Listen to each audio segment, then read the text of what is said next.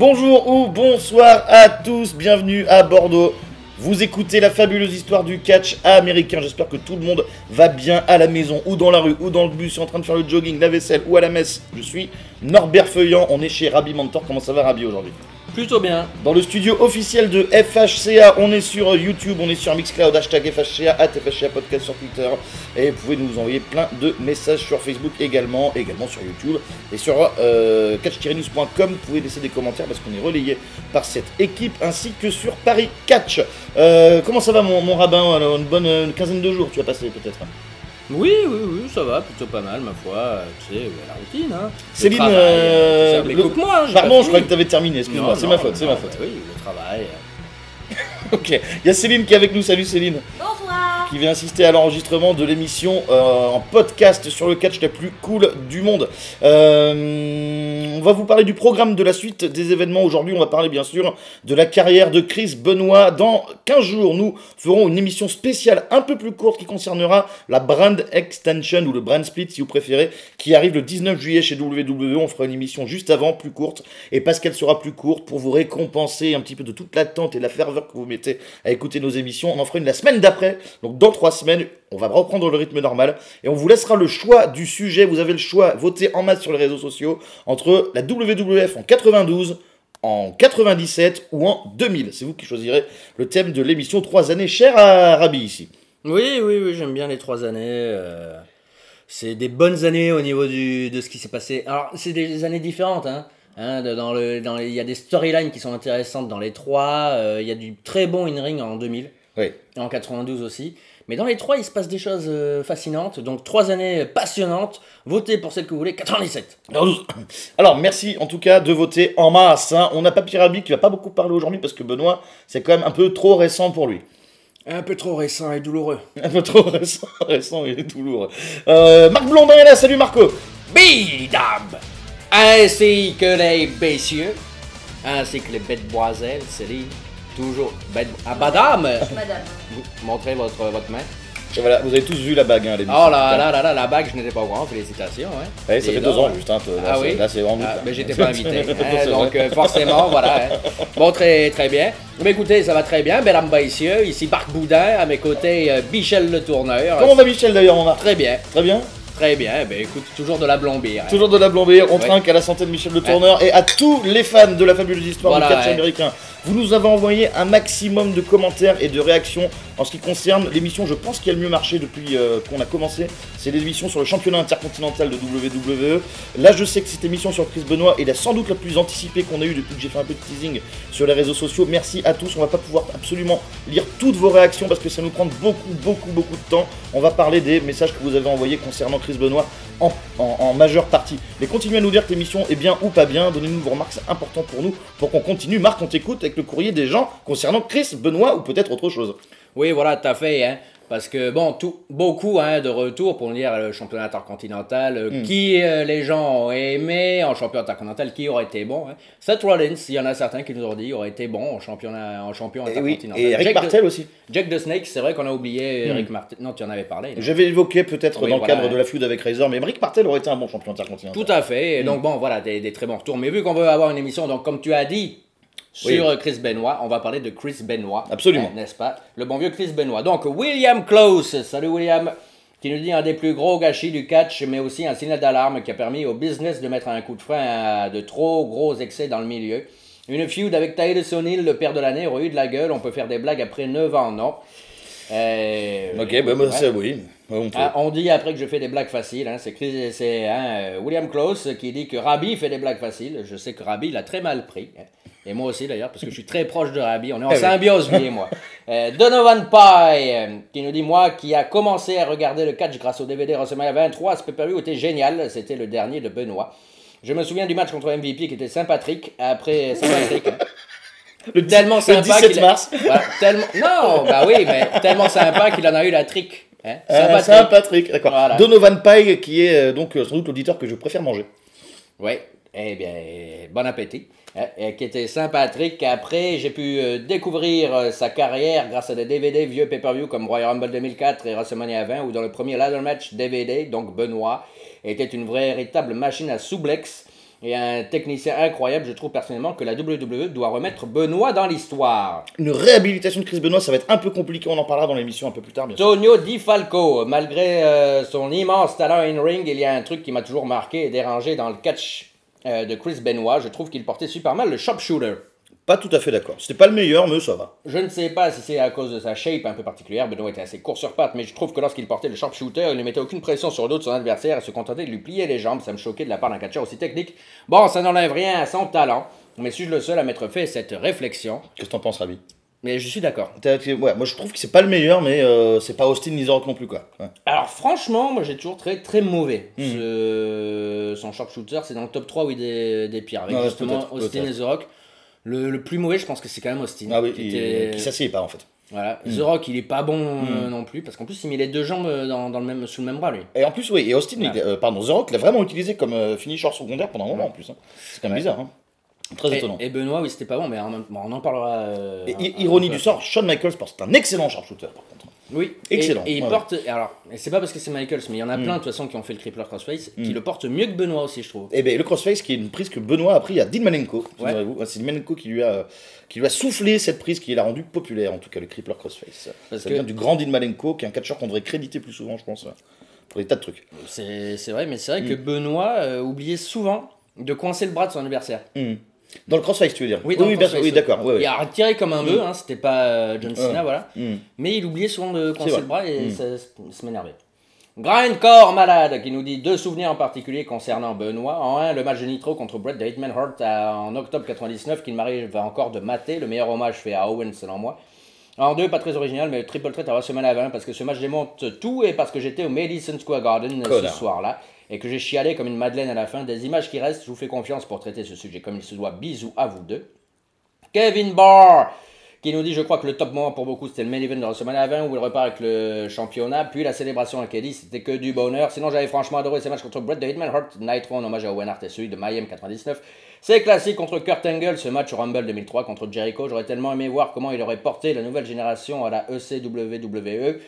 Il a toujours donné l'impression de se donner à fond dans ce qu'il faisait, un grand catcheur qui, malgré la fin tragique, manque au catch. Jovan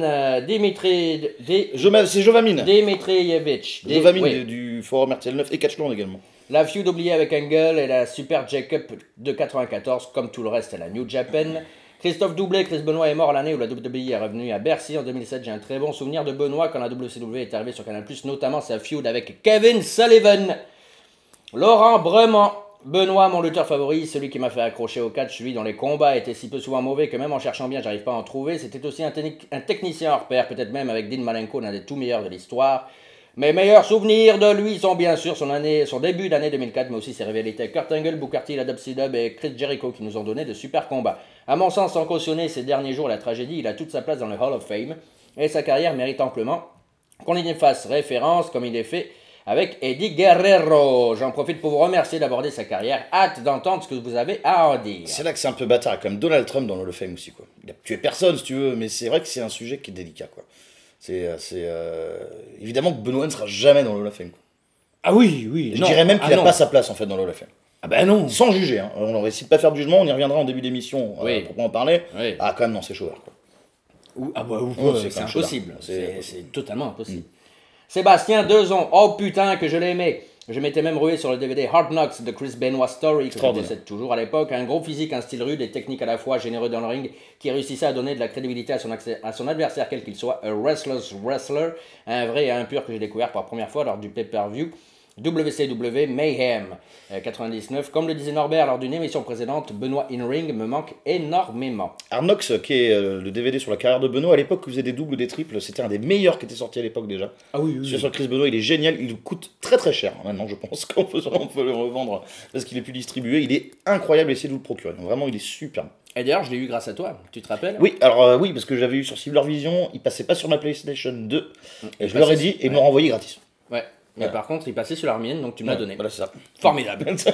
Merci Silvervision. Merci beaucoup. Xavier Très Daniel, un petit match de Benoît dont on ne parle pas beaucoup, c'est Judgment Day 2001 où il se démonte la gueule avec Kurt Angle pour les médailles de ce dernier. Excellente stipulation et techniquement c'était un très bon match. Bisous mes poulets. Christophe Joblin. Personnellement, j'avoue que ce sujet me met quelque peu mal à l'aise.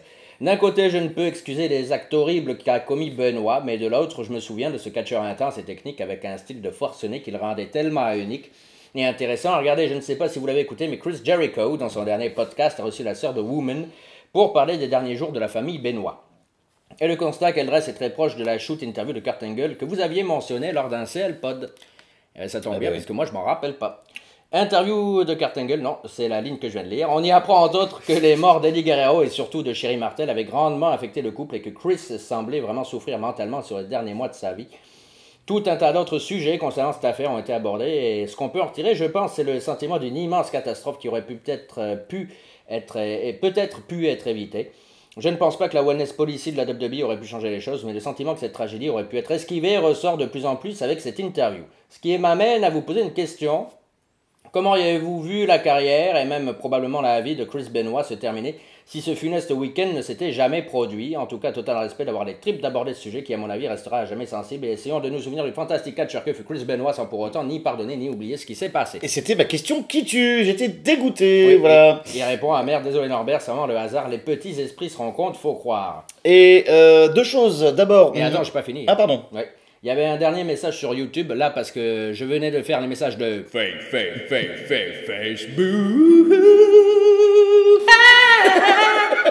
Et maintenant, c'est les messages de YouTube. Excellent. C'est Marco. Non, comment il s'appelle? Matt Arkeo, pardon. Matt Arkeo 29. Excellente émission encore une fois. Comme vous, je ne vois pas un match plus récent que le Horton Folly Backlash 2004 comme match culte pour le titre intercontinental. Hâte d'entendre votre émission sur Chris Benoit, très bon catcheur. Mais les gens étaient malheureusement, et ça peut se comprendre, son double meurtre plus suicide, mais ne pas confondre le catcheur et l'homme. Pour en revenir à ce que disait Christophe Joblin, on m'a réclamé encore une fois les CL Pod à mettre sur Mixcloud. Ouais. C'est une possible. Moi, je sais pas. Oui. Peut-être pourquoi pas. Pourquoi enfin, pas. moi je suis pour. Hein. Oui, on peut. C'était bien. Après, ça va peut-être un peu me prendre du temps à remonter un peu tout ça pour faire un truc un peu chiadé, mais je vais. Mais non, c'est vintage. T'en branles, il n'y a pas à remonter. C'est vintage. Eh oui, c'est l'époque, il n'y a pas besoin d'y retoucher. Et je voulais réagir à un autre truc, Marc. Est-ce que tu peux rapidement repasser sur le message de Christophe Joblin? Oui. Qu'est-ce qu'il disait? Est-ce que j'avais quelque chose à dire en plus? Je sais pas, moi. La Wellness Policy, Chris Jericho. Personnellement. Oui, Benoît qui allait toujours mettre des lettres sur la tombe d'Eddie Guerrero. Oui, il écrivait pas un journal. Je crois qu'il écrivait un journal intime aussi où il correspondait, toujours, avec Guerrero. Bon, il était un peu zinzin. Il a complètement vrillé. Bon, après, on sait que.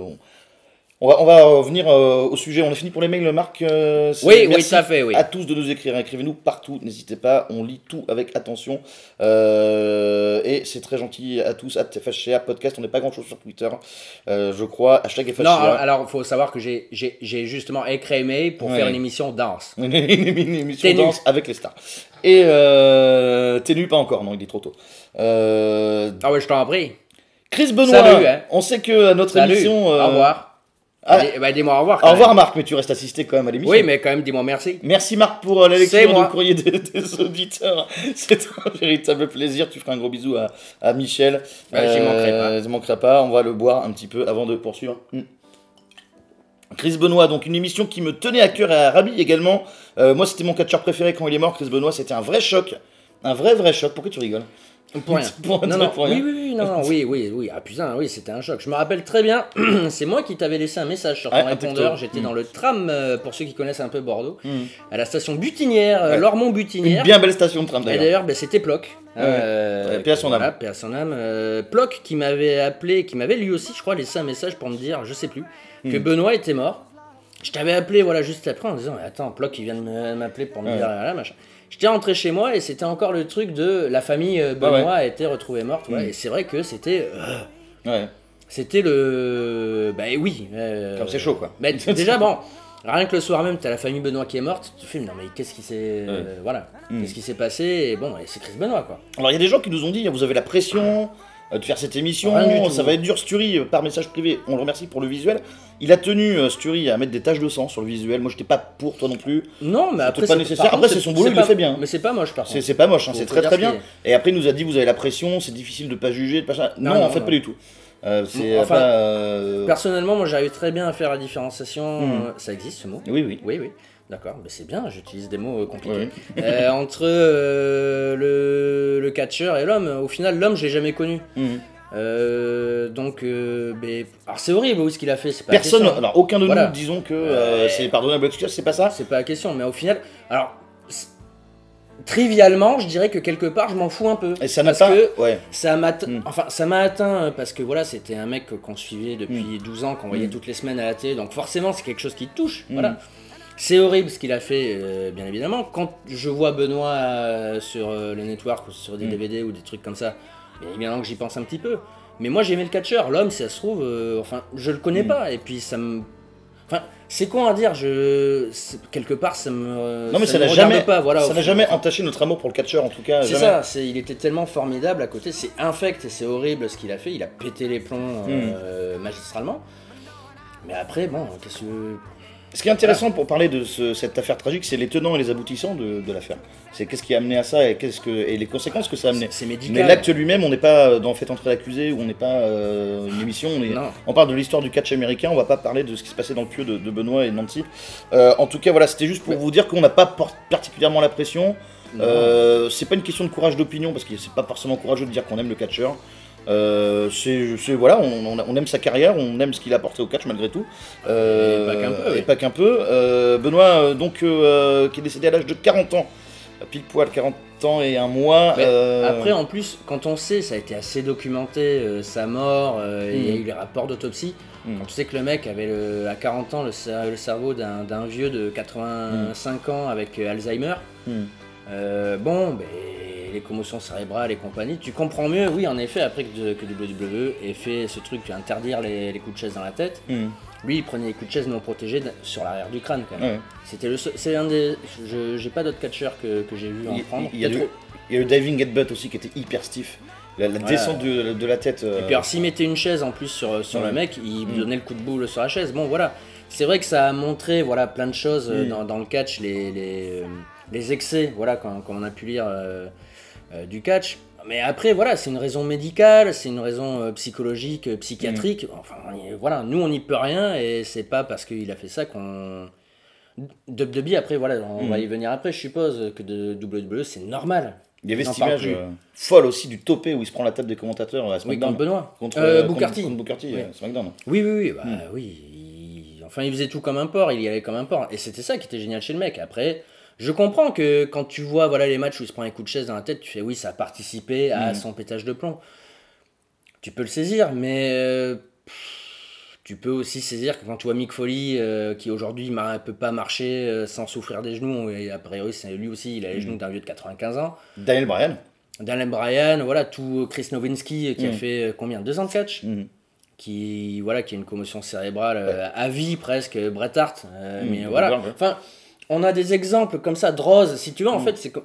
Si on parle plus de Benoît à ce niveau-là, parce qu'au final c'est du catch, on parle plus de la moitié des catcheurs, on parle plus de la Legion of Doom, on parle plus de Davey Boy Smith, on parle plus de Mr. Perfect, on parle plus de Rick Rude, on parle plus de tous les catcheurs qui sont morts à cause des excès du catch. Là c'est un excès excessif, si je peux me permettre.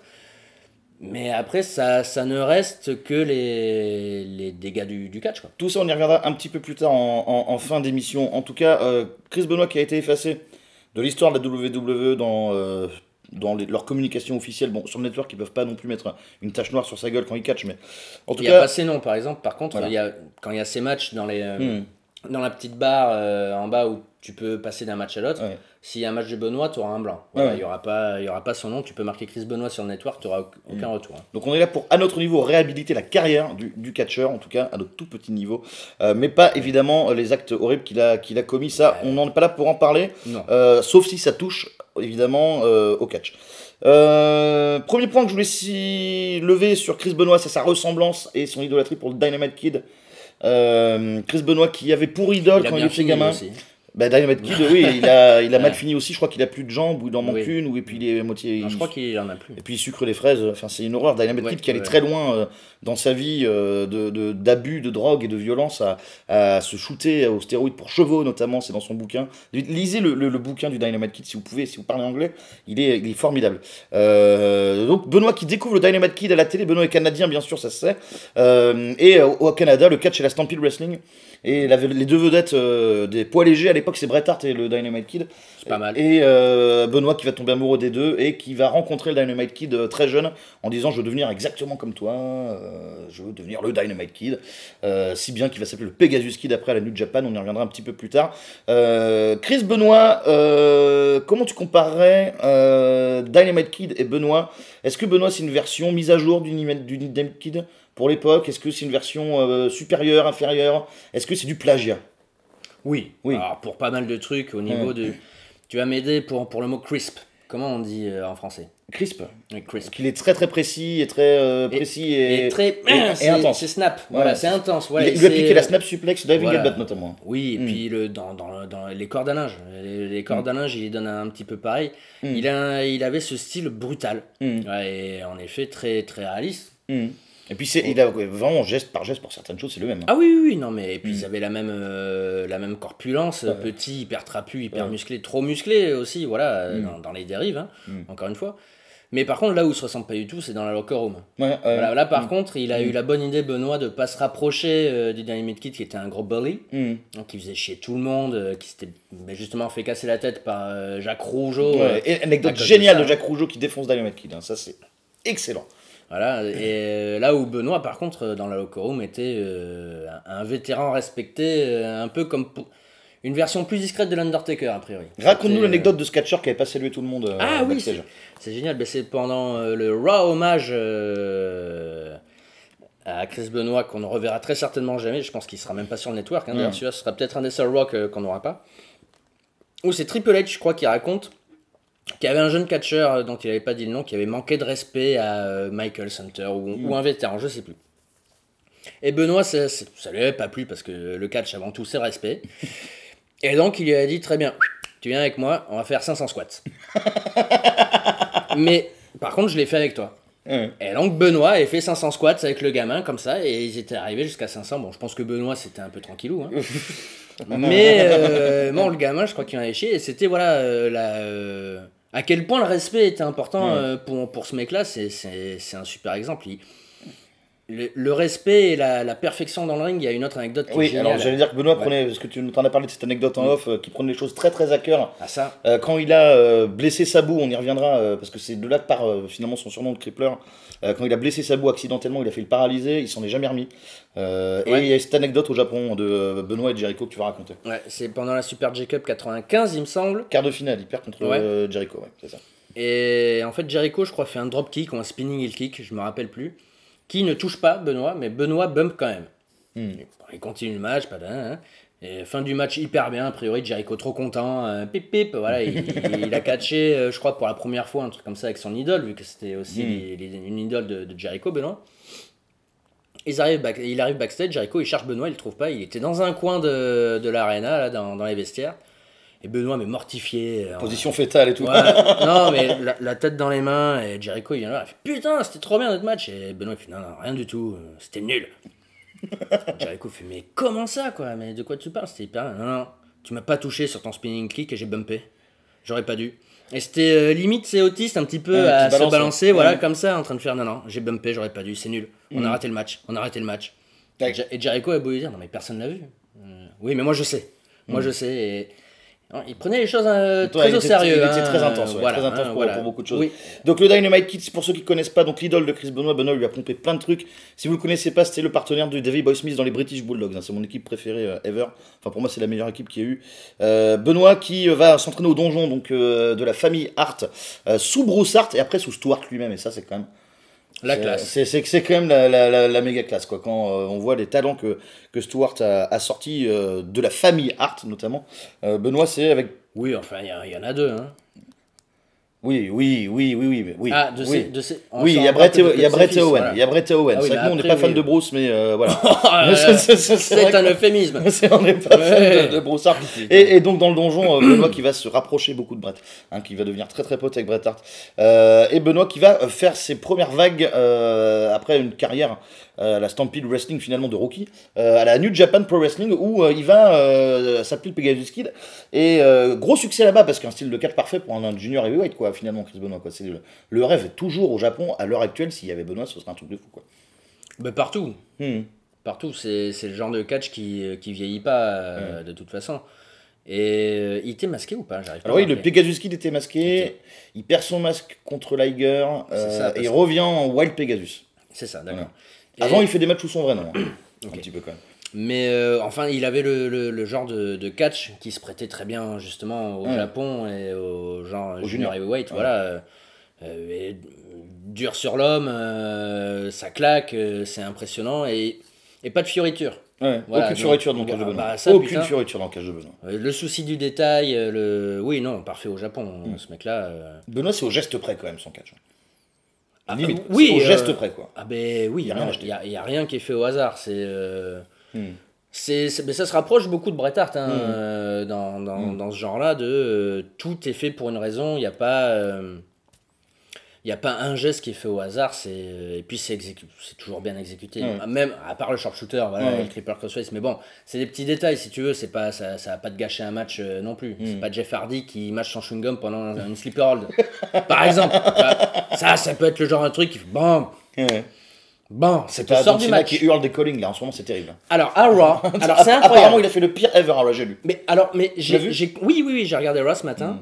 Aparté, C'est hein. contre Seth Rollins. Mm. Et il y a un plan large de la hard caméra. Et c'est la première fois de ma vie sur un calling où on les voit dire. Là, j'ai entendu. J'ai compris. Un calling pour les gens qui savent pas, c'est quand les catcheurs annoncent la prochaine séquence à leur adversaire. Kick and I'll duck. Voilà. Et en effet, t'as le kick et il esquive. Incroyable. Je l'ai vu une première fois, j'ai montré à Lauriane. Je suis non mais attends, regarde, il gueule trop quoi. Et la deuxième fois, kick and I'll duck.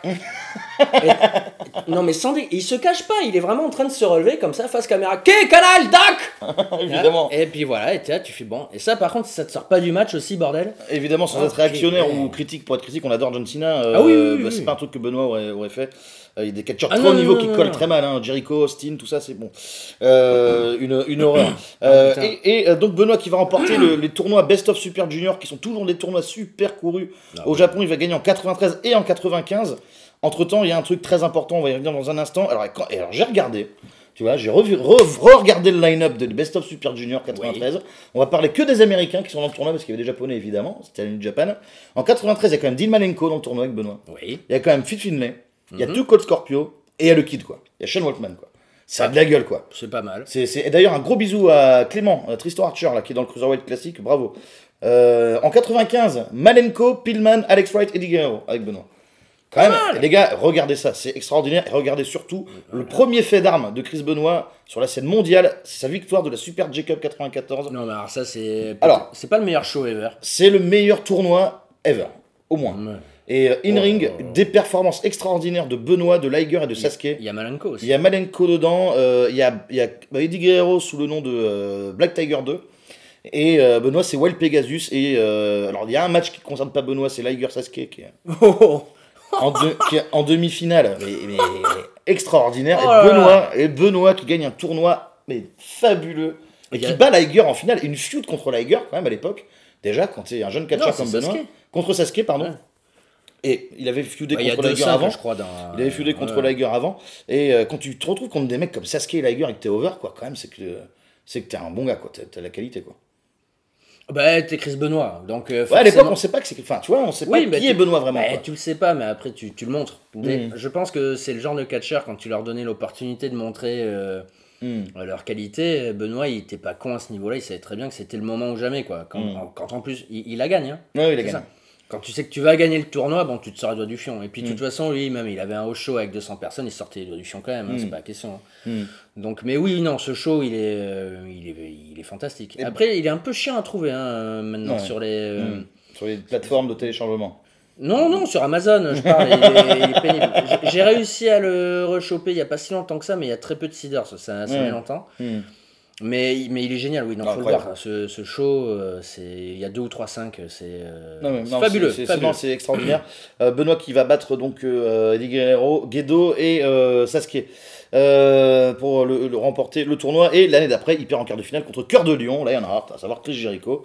Petit passage de flambeau, Chris Jericho qui à l'époque commençait un petit peu à monter à l'image de Benoît l'année d'avant. Avant ça, Benoît va faire un passage vite fait chez WCW complètement pérave. Rien à signaler. Et là, Benoît va avoir sa première exposition réelle et intéressante à la ECW. Chris Benoît, qui est, en 94-95, un des premiers Paul Heyman guys, quelque part, finalement. S'il y a bien un mec qui a cru en Benoît de bout en bout, c'est quand même Paul Heyman. Bah, s'il y a bien un mec qui a le nez creux. Ouais.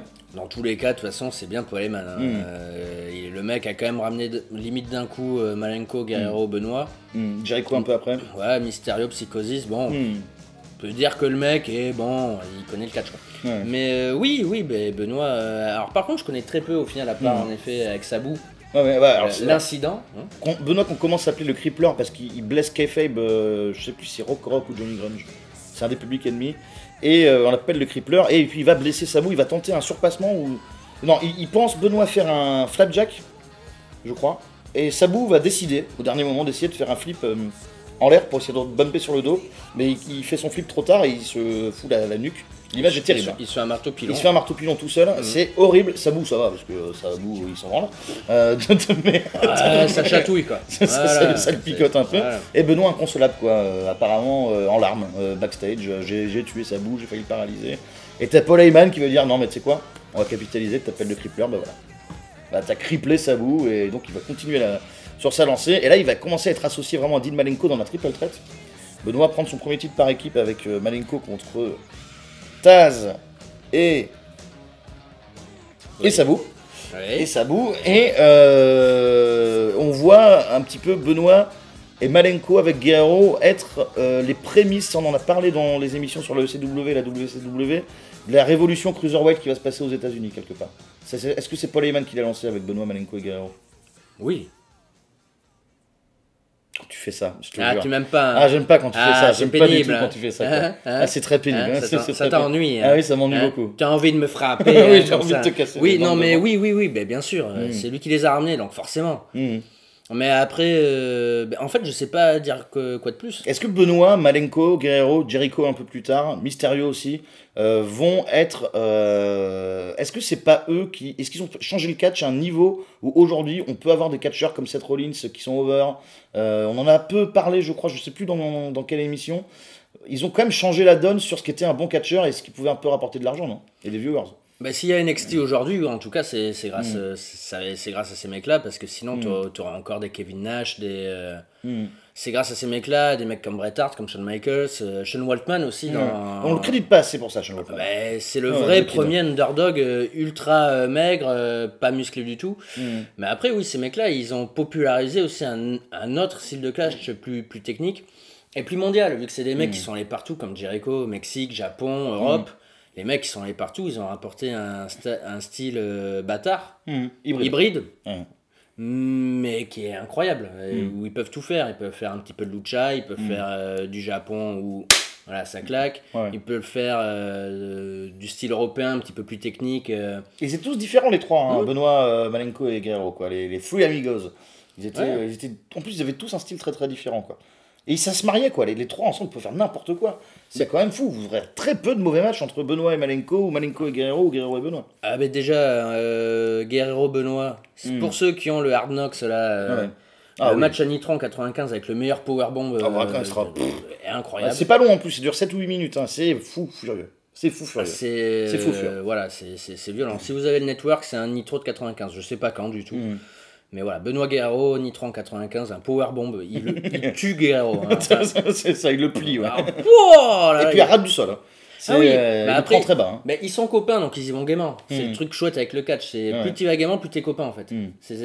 Alors que si tu t'aimes pas le mec en face de toi, justement, tu vas être hyper safe. C'est le seul sport comme ça où c'est un peu comme ça. Bref, mais oui. Mais il suffit de voir de toute façon que quand les quatre s'en vont, avec Saturne en plus, voilà. Mais quand les radicaux ils arrivent à la WWE, c'est vraiment la fin de la WCW quoi. Ouais, c'est le backbone, on dit, la colonne vertébrale. C'est ça. Hein. Ouais. Donc forcément, oui, ils ont amené quelque chose de révolutionnaire pour des Américains, enfin des Nord-Américains en tout cas aux États-Unis quoi. Paul Heyman, dans tout son sens des affaires et son intelligence en termes de business, veut faire de Chris Benoit son champion CW. Tu m'étonnes. Il le push comme un gros heel sans merci, sans pitié. Ça lui allait plutôt pas mal à Benoit. Benoit Heyman, qui oublie de renouveler le visa de Benoit, parce que Benoit est canadien, donc il a besoin d'un visa de travail pour aller catcher aux États-Unis. Et Paul Heyman oublie. Voilà. Toujours les problèmes administratifs, les problèmes de papier de Paul Heyman. Hein, c'est le problème de papier, la phobie administrative de Paulie. Ah, mais oui. Alors, lui, quand c'était faire des chèques, faire les visas, envoyer des lettres, booker les billets d'avion, il avait un gros problème. Il y a un super truc sur Paul Heyman où en fait il avait toujours des tarifs préférentiels pour ces mecs pour les billets d'avion parce qu'il mettait toujours ça pour les enterrements. Comment ça ? Il appelait les compagnies d'avion en disant Chris Jericho par exemple, il allait dire que c'était Chris Pattinson et qu'il y avait son oncle Robert Pattinson qui était mort et que donc c'était urgent qu'ils viennent pour avoir un tarif dégressif quoi. Et en fait il avait halluciné, je crois que c'était Jericho qui raconte dans son livre, et il arrive à l'aéroport et on fait désolé pour votre perte, t'as Jericho, comment ça? Et je crois qu'il fait oui ok ouais. Et en fait il m'a dit non mais j'ai des meilleurs tarifs comme ça. Ok. Juif. Malin. Tu connais bien ça. Eh ben oui. Il faut que tu règles ta note au Wunderbar d'ailleurs. Chris Benoit qui préfère ne pas continuer. Et qui va continuer parce qu'il continue à l'époque à catcher un peu pour New Japan. Et la New Japan à l'époque on est en 95 un accord d'échange de talents avec la WCW qui profitera à la WCW plus tard parce qu'ils vont avoir Masahiro Chono, un des plus grandes vedettes du catch de la New Japan, un des darons, des parrains de la NJPW, quand ils vont eux envoyer donc Kenny Chaos de High Voltage. Bon bref. Mais à l'époque, Benoit fait des petits matchs donc à la WCW et il impressionne Ric Flair. Et Ric Flair qui dit je le veux dans les Four Horsemen. Ça c'est pas la classe quand même. Tu viens de débouler, t'as fait quelques matchs contre Guerrero et on te dit tu vas aller dans les Four Horsemen. À l'époque c'était Anderson, bien sûr. Arn Anderson qui a toujours été dans les Four Horsemen. Flair, Brian Pillman et Benoit. Dans une formation, les Four Horsemen, qui vont pas finalement être si marquantes que ça. Et pourtant, parce que c'est court, parce que Pillman et Benoit qui se connaissent bien un petit peu. Pillman est un peu plus jeune, mais ils se connaissent du Canada, tout ça, du donjon, de la Stampede de Wrestling, tout le bordel. Benoit qui a tout à fait sa place, parce qu'on a toujours dit que les Four Horsemen, c'était le clan des workhorses, quoi, des catcheurs qui avaient un work rate, si on joue dans l'EWR, qui sont près de 90. On a eu aussi Mongo McMichael et Sid Vicious, mais bon. Et Lex Luger dans une autre mesure. Et Benoit qui va rester dans les Four Horsemen. Et Paul Roma. Et Chris Benoit qui va rester jusqu'à la fin de la WCW, jusqu'à la fin des Four Horsemen dans les Four Horsemen. Classe, plutôt classe. Classe, mais en même temps, oui, c'est un Four Horsemen, oui. Il a pas le charisme du truc, mais il avait ce côté un peu enforcer à la Arn Anderson, justement, sans la bonne promo et un peu moins de charisme, quelque part. Mais le côté, c'était sa gimmick, silent but violent. Voilà, c'est ça. Et parfait. Un run qui va, dans les Four Horsemen, cette formation-là va être un peu éclipsée par la rivalité de Pillman avec Kevin Sullivan, auquel on va revenir dans un instant, où Pillman s'en va en brisant le kayfabe, et ça, il faudra qu'on fasse une émission sur Pillman un jour, ou un truc, parce que c'est quand même quelque chose aussi. Et Benoît qui va un peu se perdre là-dedans. Donc Benoît, juste revenir sur un truc avant de parler de Kevin Sullivan, qui est un sujet très brûlant dans la carrière de Benoît. Je suis pas d'accord sur le fait que Benoît n'était pas charismatique. Je pense qu'on s'acharne un peu trop sur le prétendu manque de charisme de Benoît, qui était hyper intense et qui avait pas forcément besoin de parler non plus, quoi. C'est un mec qui générait des réactions quand même, quoi. Il avait une gueule, il avait quelque chose, il avait une aura, Benoît, quand même, malgré tout. Parce que tu savais ce qu'il allait faire dans le ring. Ouais, c'est suffit ça, non? Oui, pour lui, oui, ça suffit. Mais il avait quand même pas... Si tu veux, il avait pas le facteur X quand tu le vois comme ça, ou dans des promos, ou juste dans des segments hors in-ring.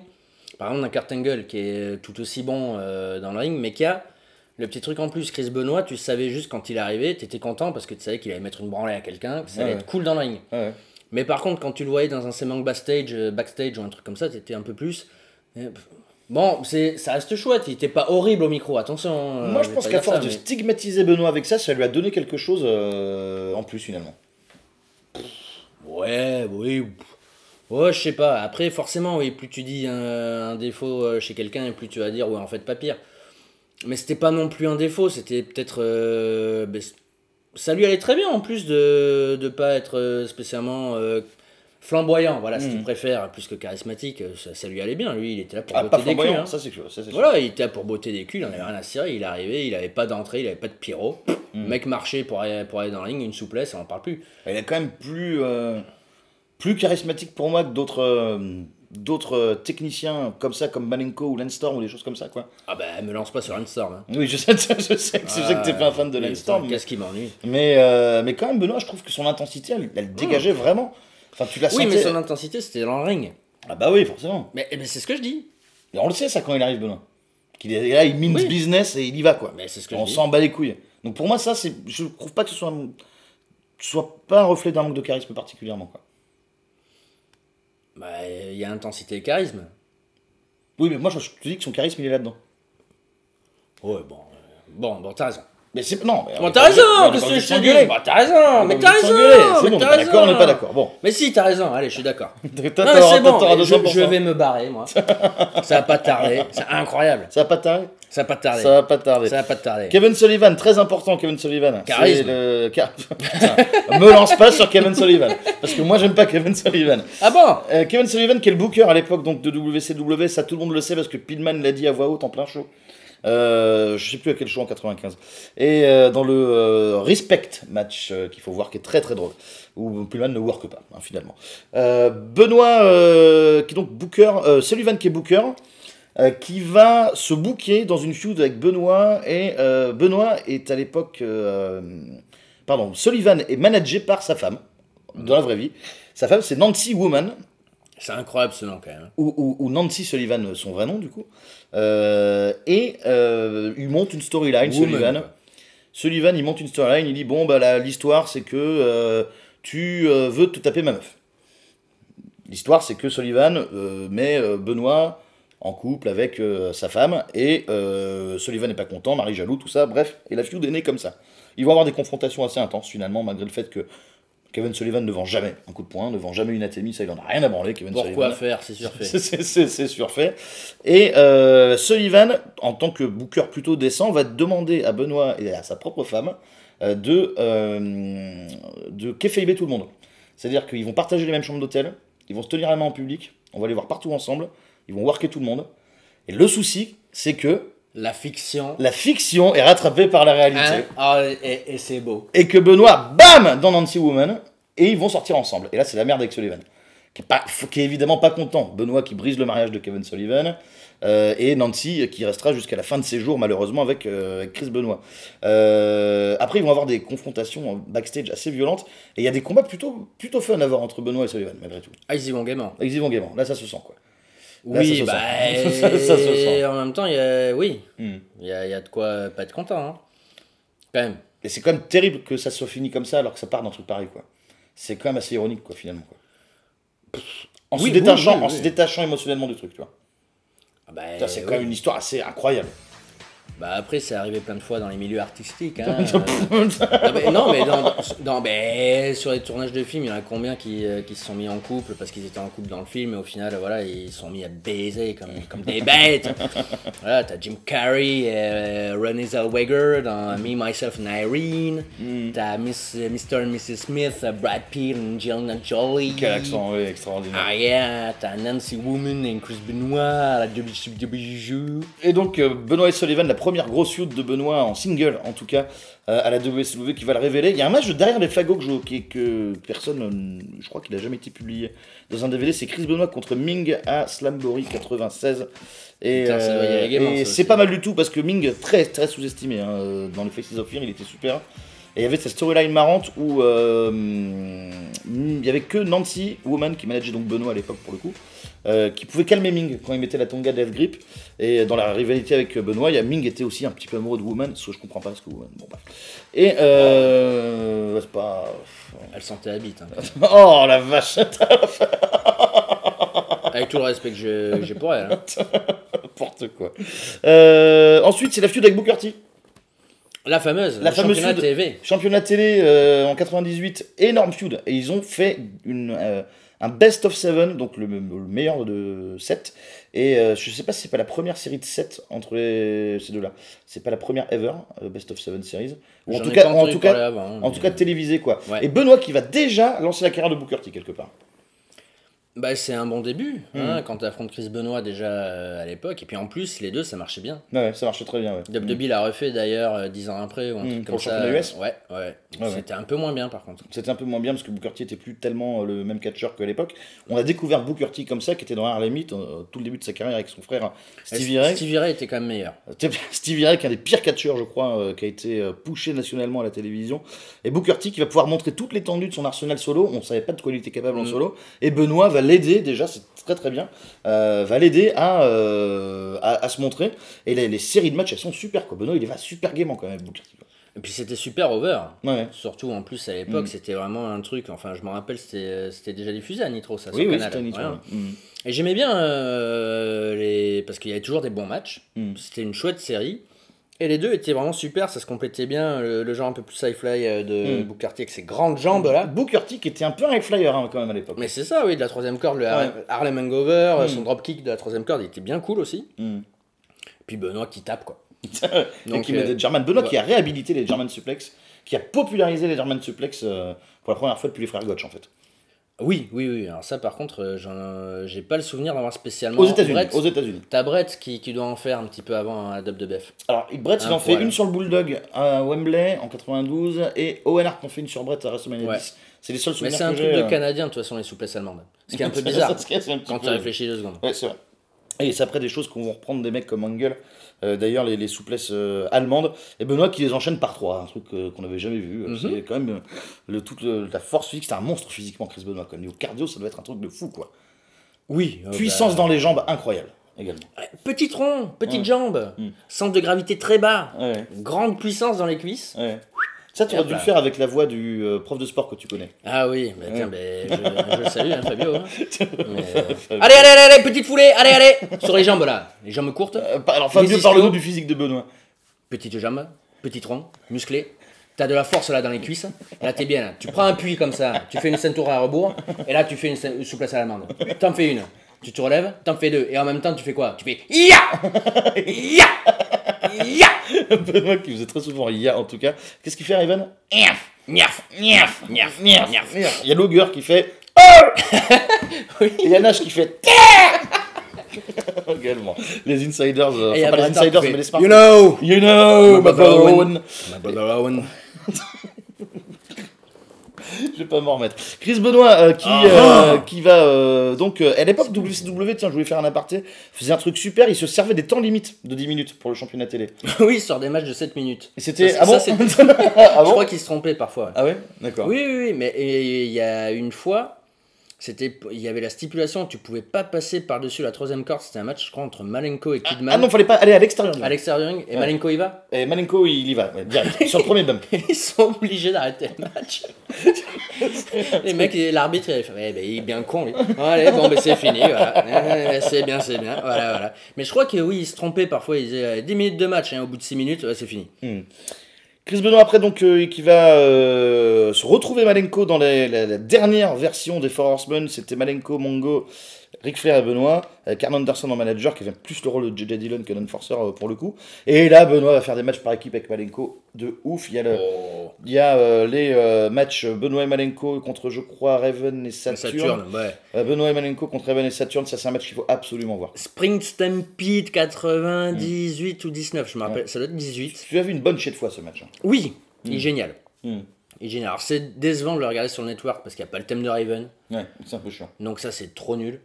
Mais le match en soi, ouais, c'est un super match par équipe. Ce qui était un peu rare d'ailleurs chez WCW. Au final, les bons matchs par équipe, il n'y en avait pas non plus tant que ça. Hein. À l'époque de la NW, il y avait les Outsiders qui ont pas mal trusté tout ça, malgré le fait qu'il y avait des grosses équipes comme les Steiners, qui sont une des meilleures équipes de tous les temps. Oui, mais Scott, il était il pouvait plus bouger. Ouais, puis c'était pas une vraie tag team en plus, les Outsiders, quoi. C'était deux individualités qui se taguaient, quoi. C'était pas. J'aime pas trop, moi, les Outsiders, en vérité. Ouais, ils étaient cool, mais c'est un bon duo. Niveau Ouais, in-ring, c'est un c'était c'est un pas- bon duo, mais en équipe, c'est pas fandard, quoi. Hmm. Mais les matchs par équipe où il y a WCW, c'est un des rares dont je me rappelle, quoi. Parce que généralement, c'était pas. Il y a Kidman et Mysterio qui faisaient une super équipe également. Benoît qui va quand même être aussi brillant en équipe que en solo, on le verra plus tard à la WWE avec Kurt Angle notamment. Il était brillant partout, de toute façon, de Benoît. Il y a aussi un match fou qu'on adore.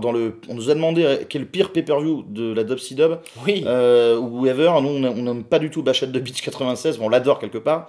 Mais dans ce match, on en a déjà parlé. Il y a 19. Benoît 99, pardon. Ouais. Bash at the Beach 99, excusez-moi. Il y a Benoît et Saturne contre la triade, et ça, c'est excellent également, quoi. Oui, en plus, il y a DDP qui manque de mourir. Oui, c'est vrai. Dans le match, on en a déjà faisant parlé. un Diamond Cutter sur la deuxième corde et il tombe. Enfin, le signe Ouais. du Diamond Cutter. Oui, ouais, enfin voilà, il fait le signe comme ça et il tombe. Ouais. Par contre, il se rattrape plus par rien vu qu'il est heal, c'est cool quoi. Il fait, Super j'ai il fait est. exprès. Super enfin, il est. truc dans le genre, mais oui, c'est le 3,5 du show, il y a que des duds. Avant de donc retrouver Malenko, tout ça, à cette époque-là, il tourne aussi un peu autour du titre US. Il a des matchs contre Raven en solo. Benoît, il a des matchs Raven qui contre fait des DDP. super matchs d'ailleurs à l'époque. En 97, il Voilà. fait des très bons matchs. Sous-estimé à l'époque, hein, Raven. Ouais. Sous-estimé. Avant son arrivée à la WWE, je trouve qu'il est sous-estimé, Raven. Oui, il faisait contre DDP, contre Benoît, même contre Goldberg. Hein, le match est. Enfin, c'est un squash. Mais le match en soi est pas si nul que ça. En plus, il y a le Jackhammer sur Reese qui Oh là faisait là, 2,80 deux- m. Donc, un truc. Non, mais le mec était. C'était immense, ouais. c'était un géant, ouais. Bref. Et après, il y a la Révolution aussi. Bon, ça, on peut passer, hein, la Révolution. Shane Douglas, on peut parler de Shane Douglas 2 secondes quand même. Bah, alors, là, on peut parler de Shane Douglas, c'est qu'il était quand même dans la triple threat Benoît avec Malenko à la UCW, quoi. Dans une des premières triple threat. Je sais pas si c'est pas la première d'ailleurs. C'est Shane Douglas, Malenko et Benoît. Aucune idée. Et Benoît, quand même, malgré tout, c'est une association avec une star établie comme Shane Douglas qui va lui donner de la notoriété à l'ECW. Même si la ECW à l'époque c'était quand même assez confidentiel, t'associer à Shane Douglas qui était déjà la franchise de la compagnie à l'époque, c'est quand même un sacré rub, hein, comme on dit en anglais, quoi. Oui, c'est sûr. Mais moi, je voulais juste dire du mal de Shane Douglas en fait. Ok. Et puis en 98-99, Mais oui, mais je suis Shane d'accord. Douglas, ça vaut pas tripette. Oui, mais non. Enfin, quand est-ce qu'il a valu tripette Shane Douglas quoi. Alors là, c'est le début vraiment, la révolution où Benoît va commencer à être utilisé comme de la grosse bouse par la WCW finalement. Alors, je vais te dire un truc, c'est même avant la Révolution, il aurait dû avoir des main events, au moins un ou deux par-ci par-là, même un Nitro quoi. Tu vois, mais. Et c'est ça qui a tué de toute façon tous les mid-carders qui se sont barrés de WCW. Tu regardes tous les Jericho, les radicaux, même le géant qui a senti que ça a pu, je vais me barrer. Le géant, c'est le big show pour les jeunes. Oui. Ouais. Et voilà, tous ces mecs-là, ils savaient très bien qu'il n'y avait pas moyen. Rey Mysterio, enfin, à un moment donné, putain, le mec, ils auraient dû capitaliser sur lui. Regarde, WWE, ils l'ont vu arriver avec le masque. Ouais. Ils ont fait, mais on va vendre des masques. On va vendre des masques. Et WCW, ils ont fait, ouais, il est petit. Et il va perdre le masque. Voilà, c'est une bonne idée. Mais oui, en fait, voilà, t'avais tellement de mid-carders qui auraient pu avoir des petites places en main event de temps en temps, tu vois, même perdre. Je sais pas, un Chris Benoit Goldberg, ça existe? Non. Un Benoit Hogan. Benoît Sting, ça existe à la fin, je crois. Benoît Hogan, ça n'existe pas, non. Voilà, tu vois, c'est des matchs comme ça qui auraient pu être chouettes. Ouais. Tu vois, par-ci par-là, quoi. Mais ils auraient pu les faire dès 97, ces matchs-là, quoi. Alors, avant Sid, en 2000, Benoît qui va toucher un petit peu l'histoire de la WCW en faisant le match contre Bret Hart en hommage à Owen Hart.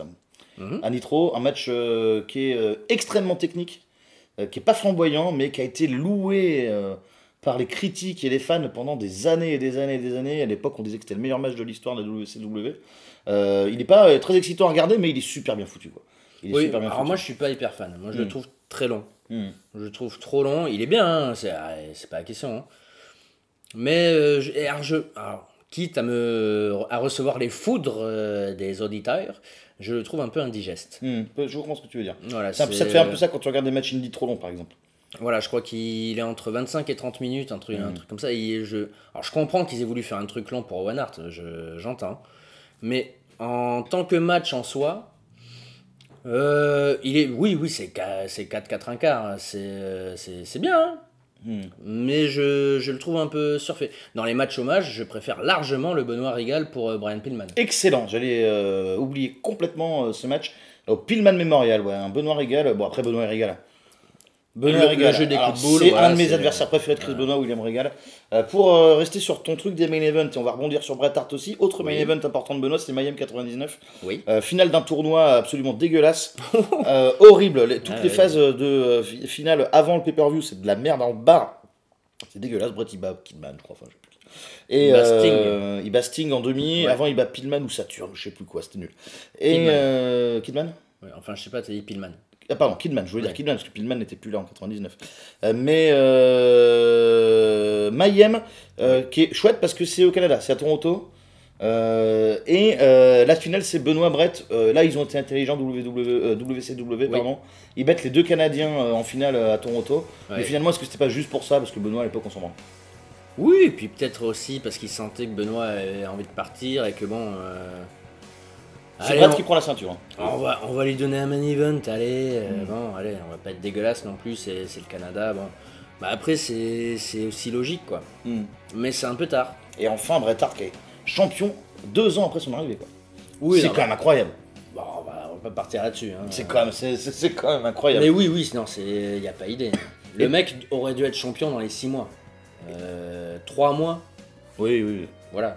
Oui, clairement, il aurait dû prendre Hogan ou Sting très rapidement. Il aurait dû prendre Hogan. Oui, enfin, Taken, c'est ça que Ah je veux dire. Prendre sûr. Benoît pas content hein, à l'époque, qui Pas commence à content. vouloir se barrer, qu'on a plein les couilles. On en a gros. Jericho en a gros, il est parti 6 mois avant à la WWE. Malenko en a gros, Saturn en a gros, Eddie Guerrero on n'en parle même pas. Bon, la mid-card en a gros. Hein, Et tu que vois. va faire WCW pour retenir Chris Benoit? Ils vont lui donner le titre Contre Sid. contre C'est Sid. pas Starcade 2000? Non, c'est pas Starcade 99. 2000. Bah, c'est 99. Ça doit être début 2000, ça doit être... Non. non. Bah non, il arrive en janvier. Ah oui, c'est peut-être le premier pay-per-view. Ouais, c'est le premier de pay-per-view, 2000. ouais. Je sais pas ce que bref. c'est. Sold Out, je crois que c'est Sold Out 2000. Mais oui, vu que c'est après le Rumble. Oh, je Oui, sais c'est après pas. le Rumble. Ils arrivent après Oui, le Rumble. C'est après le Rumble. Donc voilà, ça doit être le fin janvier Ouais. 2000, en effet. Pas de vilain match contre Sid d'ailleurs. Oui, bah c'est Benoît. C'est voilà, mais oui, mais en fait Benoît, il avait déjà dit qu'il voulait partir. Donc WCW lui donne la ceinture en espérant que Benoît il fait non rien du tout. Ok, je gagne le match, mais votre ceinture vous la mettez au fion. Et moi je pars chez WWE et puis ça se passera bien là-bas. Après. Bon, ouais, on va parler de WWF Dans pas longtemps, mais j'ai d'autres mais cas à après, gérer oui, avant. Sid, Benoît, il s'en va, il fait bien. Ah ouais, il fait bien. Et Ouais. c'est te dire tout le prestige et la réputation et l'envie que les gens avaient de gagner le championnat WCW. Et puis contre Sid À aussi. l'époque. Sid, ben attention, hein, 99. Sid ça sert à rien. qui rend le job à Benoît de Fall Brawl 99 ou pour le titre US, Sid bat Benoît. En pré-main event ou un truc comme ça. Bon. Normal. Ouais. Qu'est-ce que tu veux dire de plus à un moment donné, normal quoi. C'est bien. Euh, bien. Avant de passer à la WWF, qu'est-ce que représente Chris Benoit pour la WCW finalement? Ben, ce qu'on a dit tout à l'heure, la backbone, la colonne vertébrale, c'était le mec. Ils étaient partis, voilà, des 6-7 mecs sur qui on pouvait compter pour avoir du bon catch. Souviens-toi ce Nitro qu'on avait vu de 99 avec Sid qui est partout, qui interrompt tous les matchs. On Oh était là là. heureux de voir Benoît Disco. Ah ben oui. On était soulagés. Benoît Disco quoi. Ah ouais. C'était pas Disco, folichon, hein, Disco mais, Inferno. mais oui, voilà, les main eventers, on savait très bien que c'était pas eux qui allaient faire des bons matchs, à part Sting et DDP dans une bonne mesure. Booker T peut-être un petit peu plus tard. Goldberg quand il avait l'occasion. Mais sinon, oui, bah, tu savais très bien que ça allait être les mid-carders qui allaient te faire les bons matchs. Et c'était justement ce qu'on a dit pendant l'émission sur WCW. C'était ça qui faisait la force de WCW, le Star Power et le in-ring qui était incroyable. Là où WWF n'avait pas de in-ring à l'époque, ils avaient Shawn Michaels et Owen Hart. Quoi. Alors, voilà. sans les avoir poussés non plus terriblement, Benoît, quelque part, c'est un peu le plus notoire à l'époque de ce gang de mecs-là. J'ai l'impression qu'il incarnait aux yeux des gens un peu plus cette chose des mid-carders et qu'on n'a jamais laissé leur chance et qui méritaient vraiment d'aller très très loin. Quoi. Quelque part, c'est un peu le leader des radicaux quand il arrive à la WWF, Chris Benoit. Oui, forcément, vu que le premier match, la première soirée à SmackDown, c'est lui qui affronte Triple H. Alors ça, c'est incroyable. À l'arrivée de Benoît, Malenko, Saturn et Eddie Guerrero, ils le font plutôt pas mal. D'ailleurs, on les montre juste dans la foule. WWE qui va faire le rap et avoir les 4 en même temps, 6 mois après Chris Jericho. Et ils vont décider de les mettre dans un clan qui s'appelle les Radicaux, ça veut dire ce que ça veut dire. Ils sont là pour catcher, pour casser des têtes, botter des culs et gagner des matchs. Mais c'est pas mal, ça crée le buzz en tout cas. Ça crée un buzz incroyable l'arrivée de Benoît et les autres à la WWE, mais ça n'a pas si bien passé que ça au début, niveau booking notamment. Ben, le premier soir, ils ont donc tous les 4 des matchs. Ouais. C'est Benoît Triple H, il y a les New Age Outlaws contre Guerrero et Saturn peut-être, et Malenko contre X-Pac, ou quelque chose comme ça, je sais plus exactement. Et il perd les 3 matchs. Il perd les 3 matchs d'affilée. Benoît perd en gros presque clean le premier soir où il arrive.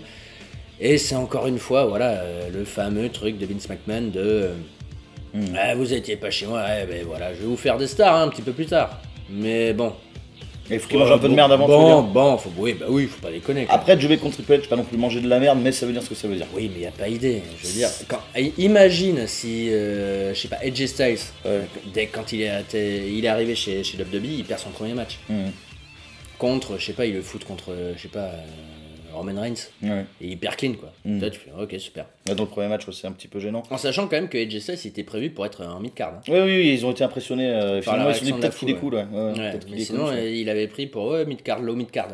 Après, le WWE est moins au courant maintenant de ce qui se passe ailleurs qu'à l'époque. À l'époque, il savait très bien ce qui se passait ailleurs. Ouais, mais c'est quand même pas banal, quoi. Oui, c'est quand même pas banal. Je veux dire, si nous, on est au courant de ce qu'il a fait au Japon, je vois pas pourquoi eux, ils pourraient pas le savoir, quoi. Eh oui, après ça, j'en sais rien. Moi, je suis pas là-bas. Donc enfin bref, c'est encore une précision, et ça va d'ailleurs avec Benoît. Hein. C'est bien encore quelque chose qui prouve que WWE, ils sont vraiment dans leur bulle, et que ce qui se passe autour, au final... Finalement, Benoît, il va rester un peu coincé dans les radicaux pendant un petit moment. Il va pas se passer grand chose pour eux. Jusqu'à septembre.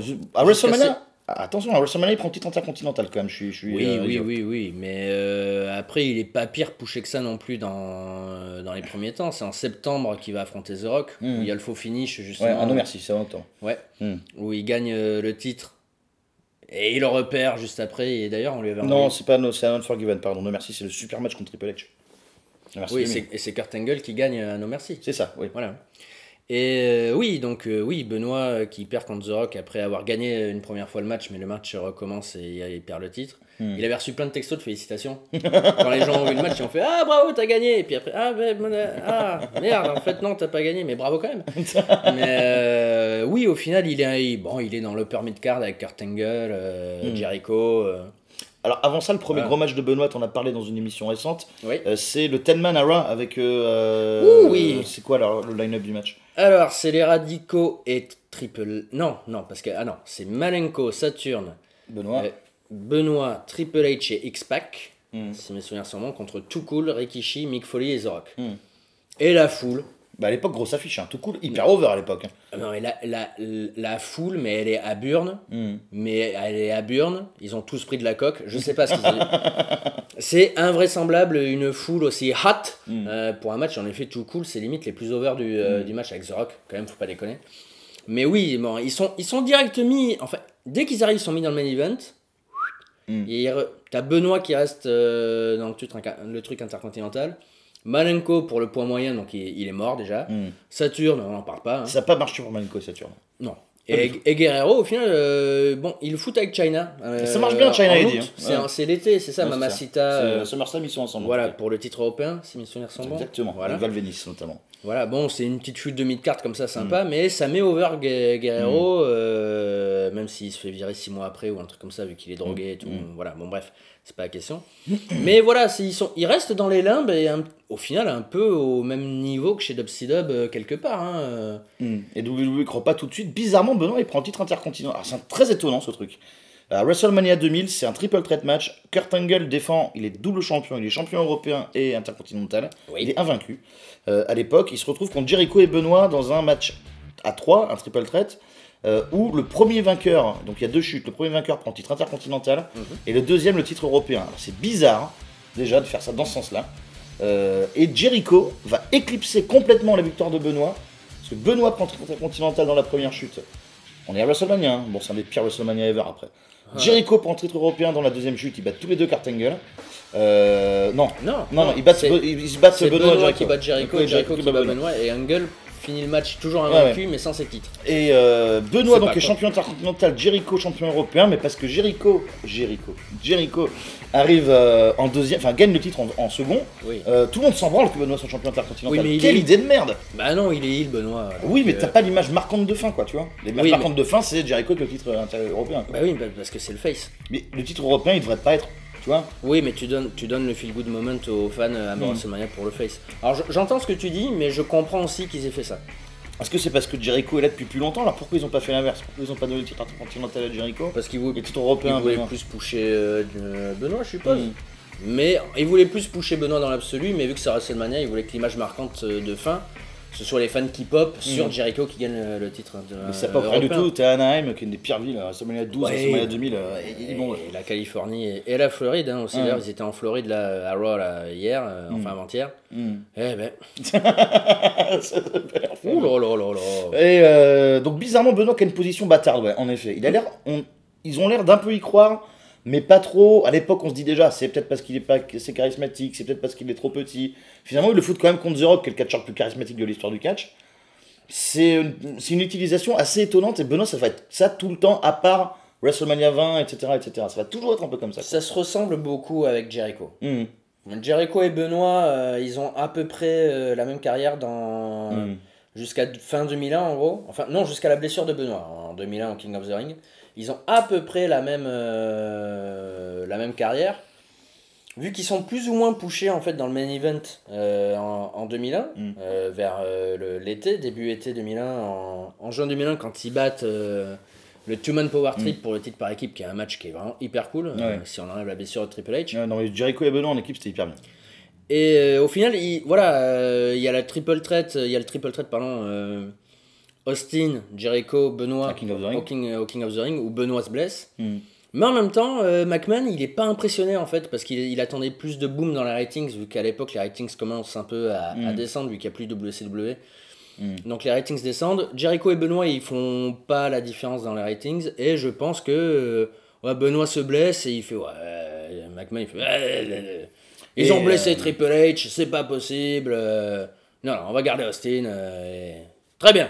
Et ils ont pas. On a oublié d'évoquer la rivalité Benoît-Jericho, qui commence en 2000 pour le titre intercontinental, qui culmine à SummerSlam avec un 2 out of 3 falls.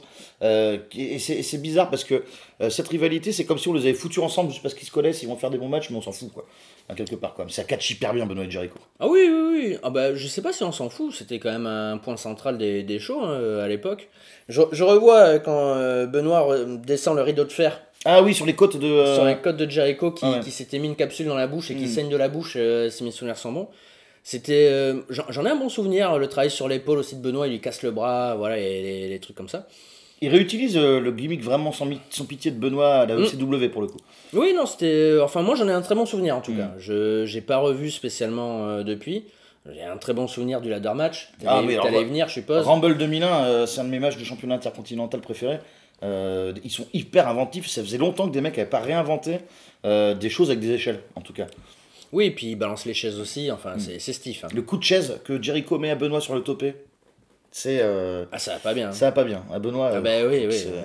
Il faut qu'il se calme, mais enfin bon bref. Oui. Mais oui, Jericho et Benoît qui vont être associés toute leur vie, quoi, toute leur carrière, un peu comme Benoît et Eddie Guerrero. Et puis donc en effet, Benoît va se mettre en équipe avec Jericho, ils vont finir par feuder par la force des choses, parce qu'il y a le championnat mondial entre eux et Austin, et Benoît va se blesser au King of the Ring. Il va se blesser à la nuque, enfin c'est un disque... il se pète là, enfin voilà, il se fait mal à la nuque, et il est out un an quand même. Il est out pendant une année, et je sais plus quand Benoît revient. Juin 2002. Juin 2002 un peu, oui. Tu te souviens comment il revient? Moi j'ai pas de souvenir de ça. Avec Eddie Guerrero. Avec Eddie Guerrero. Oui. Il se met en équipe avec Eddie Guerrero direct. Ils ont un début de feud avec les Dudley Boys. Oui. Spike et Bubba Ray, vu que Devon est à SmackDown. Et au final, Benoît, il... Attends. Je crois qu'il gagne le titre intercontinental. Il est drafté à SmackDown. Ou est-ce que c'est après? Je sais plus. Il affronte Rob Van Dam à SummerSlam 2002. En gros, super match, Rob Van Dam contre Chris Benoit à SummerSlam 2002. Ouais, moi j'avais trouvé un peu décevant. Il y a des rolling Northern Light Suplex de Benoît. Et ça, c'est pas ban, là, je l'ai pas revu depuis. Ouais. Non, c'est quand même fou quoi. Alors, j'ai le souvenir d'un bon match, mais décevant vis-à-vis de ce que j'espérais. Voilà, parce que les deux, en effet, ça devait être fou. Et après ce match-là, voilà, il perd le titre intercontinental, et c'est Van Damme qui ramène le titre à Raw, et lui, il va à SmackDown. Et après c'est Kurt Angle. Qu'est-ce qu'il branle là? Attends. Qu'est-ce qu'il fout? Il se met en équipe, voilà, c'est ça. Il a le feud à Kurt Angle où il y a le championnat par équipe, où c'est une équipe de barbares. Et donc, pour en revenir au retour de Benoît qui va revenir, les gens sont contents, mais on va pas l'utiliser plus que. Il revient heel en plus. Il revient heel. Ah non, il trompe Ric Flair. Voilà. Il trompe Quand, Ric Flair. quand il revient, il tourne heel sur Ric Flair. Il Voilà. trompe Ric Flair. Donc, Oui, il le trompe. Avec Eddie Guerrero. et Benoît, encore une fois, qui va incarner de ce truc que Punk disait dans la Pipe Bomb, que t'as un glass ceiling en fait. Et tu peux jamais attraper le brass rings. Et Benoît, ça va être ça tout le temps en fait, c'est ce qu'on disait quoi. C'est comme s'il y avait un plafond de verre au-dessus de lui, très très bas quoi, qui peut pas aller plus loin quoi. Mais il est keblo quoi. Mais il était petit. Hein. Ça c'est terrible quand même. C'est Non, mais toujours justement pareil, pour quoi. le plafond. Hein En fait, c'est la blague. Ouais, mais c'est vrai aussi, hein, finalement. Mais oui. C'est vrai, Vince McMahon. Et il puis croit pas manque plus de que ça, quoi. et le manque de charisme et pas les promos incroyables. Après, et puis pas beau. Hmm. Vince qu'il avait McMahon, celle-là. il aime bien les gens beaux. Hein, Roman Reigns, voilà. Hmm. Bon. Et les Basques aussi, les Jambos de Bayonne, hein, bien sûr. Et l'équipe avec Kurt Angle, ça va Et pourquoi ouvrir une dimension à Benoît parce qu'il se frotte à un mec charismatique, en effet. Et c'est qui C'est Et quoi c'est qui est derrière tout ça Eh ben c'est Paul Heyman à SmackDown. Couillon Eh ben oui, mon con Paul Heyman, oui, donc. Paul Heyman ouais. qui est le writer de SmackDown. Et lui, par contre, tiens, vous savez pas quoi faire avec Benoît Draftez-le à SmackDown. Ouais. Et puis bim, quoi. Ouais. Et là, il va faire partie du sextet magique avec Eddie Guerrero et Chavo Guerrero et Edge et Rey Mysterio. Lui sera en équipe avec Kurt Angle. Et C'est ça n'a pas fabuleux. duré non plus hyper longtemps, Ah, mais par contre, c'est mais marquant. extraordinaire. Ah ouais, c'est Le des match matchs. No Mercy 2002, Edge et Rey Mysterio contre Angle et Benoît, c'est pas bien. Même les séries, hein, les séries où Benoît et Angle partent en premier, même ce match est super. Oui. La dynamique de l'équipe, c'est qu'ils pouvaient pas se saquer, mais ils étaient incroyables ensemble. Et ils faisaient des concours pendant les matchs de German, des concours de snap suplex, des concours de l'Ankle Lock, c'est mieux que le Creeper Crossface. C'était très drôle, en plus d'être excellent. Oh non, mais moi c'est une de mes équipes préférées. Enfin, je trouve que c'est la meilleure sur. Ah, on s'aime pas, mais on est en équipe ensemble. Parce que ça, c'est un truc qui a été fait, refait, archi-fait. Mais c'est la meilleure parce que dans le ring, ça se sentait. Et Kurt Angle avait ce côté drôle. Voilà, où vraiment, quand il voyait Benoît faire un truc super bien dans le ring, tu voyais à sa tête, il était dégoûté. Il était, comment ça Attends, je fais le tag, moi je peux faire mieux. Voilà, et puis en plus, quand il gagne le titre, je vous spoil, à No Mercy 2002, tu vois qu'il y a quand même une. Derrière, il y a Un quand peu même de tendresse, finalement, oui, qu'il y a. il y a une petite camaraderie où ils s'aiment bien en fait. Ouais, parce qu'ils sont super balèzes. Parce qu'ils sont Oui, super voilà, forts, c'est ça. il y a Kurt Angle, je crois, qui fait comme ça, là, qui caresse le crâne De Benoît. à Un Benoît, peu comme on fait condescendant, au un peu gamin. mignon. Ouais, Ouais, c'est mais c'est plus mignon que condescendant. C'est vraiment, t'as vu, on a réussi, kid. Alors qu'en fait, c'est un peu Angle le kid, hein, quelque part. Mais bon, bref. Mais enfin, en même temps, Angle il était chauve à l'époque, donc c'est peut-être un peu dur de caresser le crâne, c'est dégueulasse. Mais merci. Ouais. Oui, non, mais toi, t'y es pas encore quand même à Kurt C'est pas ce Angle. que je voulais dire. Je veux dire que c'était pas pertinent. T'es Et là, plus tu viens proche- de m'insulter. Merci beaucoup. T'es plus proche de Michaels. Dans l'absolu. Non, et non, hyper bien. Moi, c'est une de mes équipes préférées des 14 dernières années. C'était il y a 14 ans. Ouais, moi, Je suis dans le genre-là, j'aime bien Kane et Daniel Bryan aussi. Hein, quand même. Oui, mais là, autre chose. c'est juste que c'était vraiment hyper drôle. C'était vraiment hyper drôle. Donc ça va amener un de mes matchs préférés ever, parce que entre temps, après cette feud-là, Angle va prendre le championnat c'est le World Heavyweight. Non, c'est WWE. C'est le championnat WWE et il va se retrouver face à Benoît au Rumble 2003 dans Il gagne un contre match. Big Show. Oui, Hyper contre bien. Big Show, voilà, c'est ça, parce que j'avais Lesnar, Big Show. Armageddon. Et voilà, c'est ça. Et quel match au Rumble 2003. C'est le match pour moi qui cristallise le Chris Benoit, complètement. Qui incarne tout ce que peut faire Chris Benoit, quoi. Et là, il a trouvé l'adversaire parfait en Kurt Angle. C'est le match technique le plus extraordinaire que j'ai vu à WWE, je pense. Oh, c'est fabuleux. C'est 5 étoiles. C'est fabuleux, quoi. C'est 6 étoiles. C'est- Pour de la WWE en tout cas, parce que c'est pas. C'est rare. C'est rare, voilà, chez eux, un match où il y a juste de la technique, du mat wrestling. Les gens sont à fond. Et quoi, les en gens plus. sont à fond, parce que à Armageddon 2002, il y a un Guerrero Benoît où t'as beaucoup de mat wrestling et t'as la foule qui dit boring. Et en fait, tu regardes le match et tu fais, mais vous êtes cons. Après, par contre, il y a le Three Stages of Hell entre Michaels et Triple H qui est horrible. Mais par contre, là, ils sont à Burn. Bon, bref. Mais oui, non. Et je pense que c'est un peu le match où les gens ont vu que Benoît, main eventer, enfin, les gens au pouvoir, hein, les bookers de WWE, ont fait, mais ça peut peut-être un peu marcher en fait, mais ça prendra le temps quand même. Et c'est là que Benoît va s'imposer auprès de la population mâle, des fans de WWE. La population Mâle. Mâle. Il y a un accent circonflexe, il faut faire A. Hein, et là, il va se mettre over auprès des hommes, hein, Chris Benoit. Tu parles souvent de la pop Benoît, toi, d'ailleurs, quand tu parles de Chris Benoit. Oui, Ouais. c'est la pop que... Il n'y a que les hommes qui sont contents. Généralement, les pop, pour tout le monde, c'est... Ouais. La pop Benoît, c'est... Ouais. Et Ou t'as que les mâles, donc, qui se lèvent et... Ouais.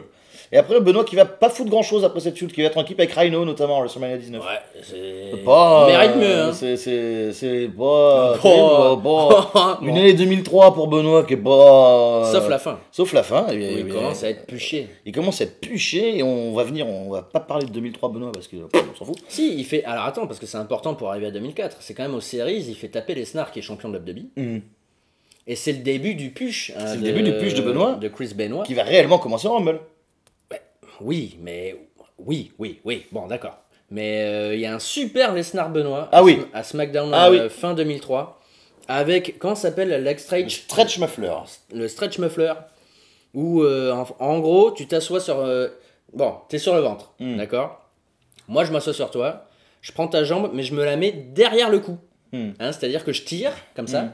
Et Lesnar... Alors, Benoît était... non seulement très bon dans le ring, excellent cardio, mais très souple. Très souple. Et pourtant, il avait l'air raide en plus, Benoît, mais pas du tout. Ah oui, non, parce qu'il y a quand même presque sa jambe qui touche sa tête. Lesnar, dans l'autre sens. Il écartèle, mais ce match est génial. Quoi. Ah ouais, il est très très bien. C'est un des meilleurs matchs de Lesnar, je crois, à la WWE. Il est très excitant à voir. Pas en pay-per-view, en tout cas, oui, c'est très clairement un des meilleurs. Et ça montre... C'est un des premiers matchs qui montre que Benoît peut justement se frotter arriver à ce niveau et peut-être gagner le Big One, vu que c'était le grand truc que Chris Benoit ne peut pas gagner. Alors, quelques années avant, il était pas loin en 2001 quand il a affronté Austin en main event de SmackDown où il lui met 8 German. Et à l'époque, je crois qu'il en met 8 ou 9. À l'époque, c'est chaud quoi. Et puis en plus, c'est au Canada, je crois. C'est au Canada. C'est Edmonton, les gens s'en foutent. Et foutre ça sur Austin qui a une histoire de blessure à la nuque, c'est quand même assez risqué. Et là, à l'époque, je me souviens que Benoît, là, il commençait, puis il s'est blessé, malheureusement. Ouais. On revient à 2004, le Rumble 2004, un des meilleurs Rumble de l'histoire. Et malheureusement, avec les conneries que Benoît a faites à la fin de sa vie, on n'en parle jamais. Il est jamais acknowledgé comme étant. Ils ont été obligés de faire avec Rey Mysterio l'année d'après, en 2006, 2 ans après, une performance supérieure à quelques secondes près. Mais Benoît qui arrive premier. Non, ils n'ont pas été obligés, il n'avait pas encore fait ses conneries. Il n'avait pas fait ses conneries en 2000. Ah non, c'est 2006, pardon, autant pour moi. Alors là, je suis désolé d'avoir fait une telle erreur, excusez-moi.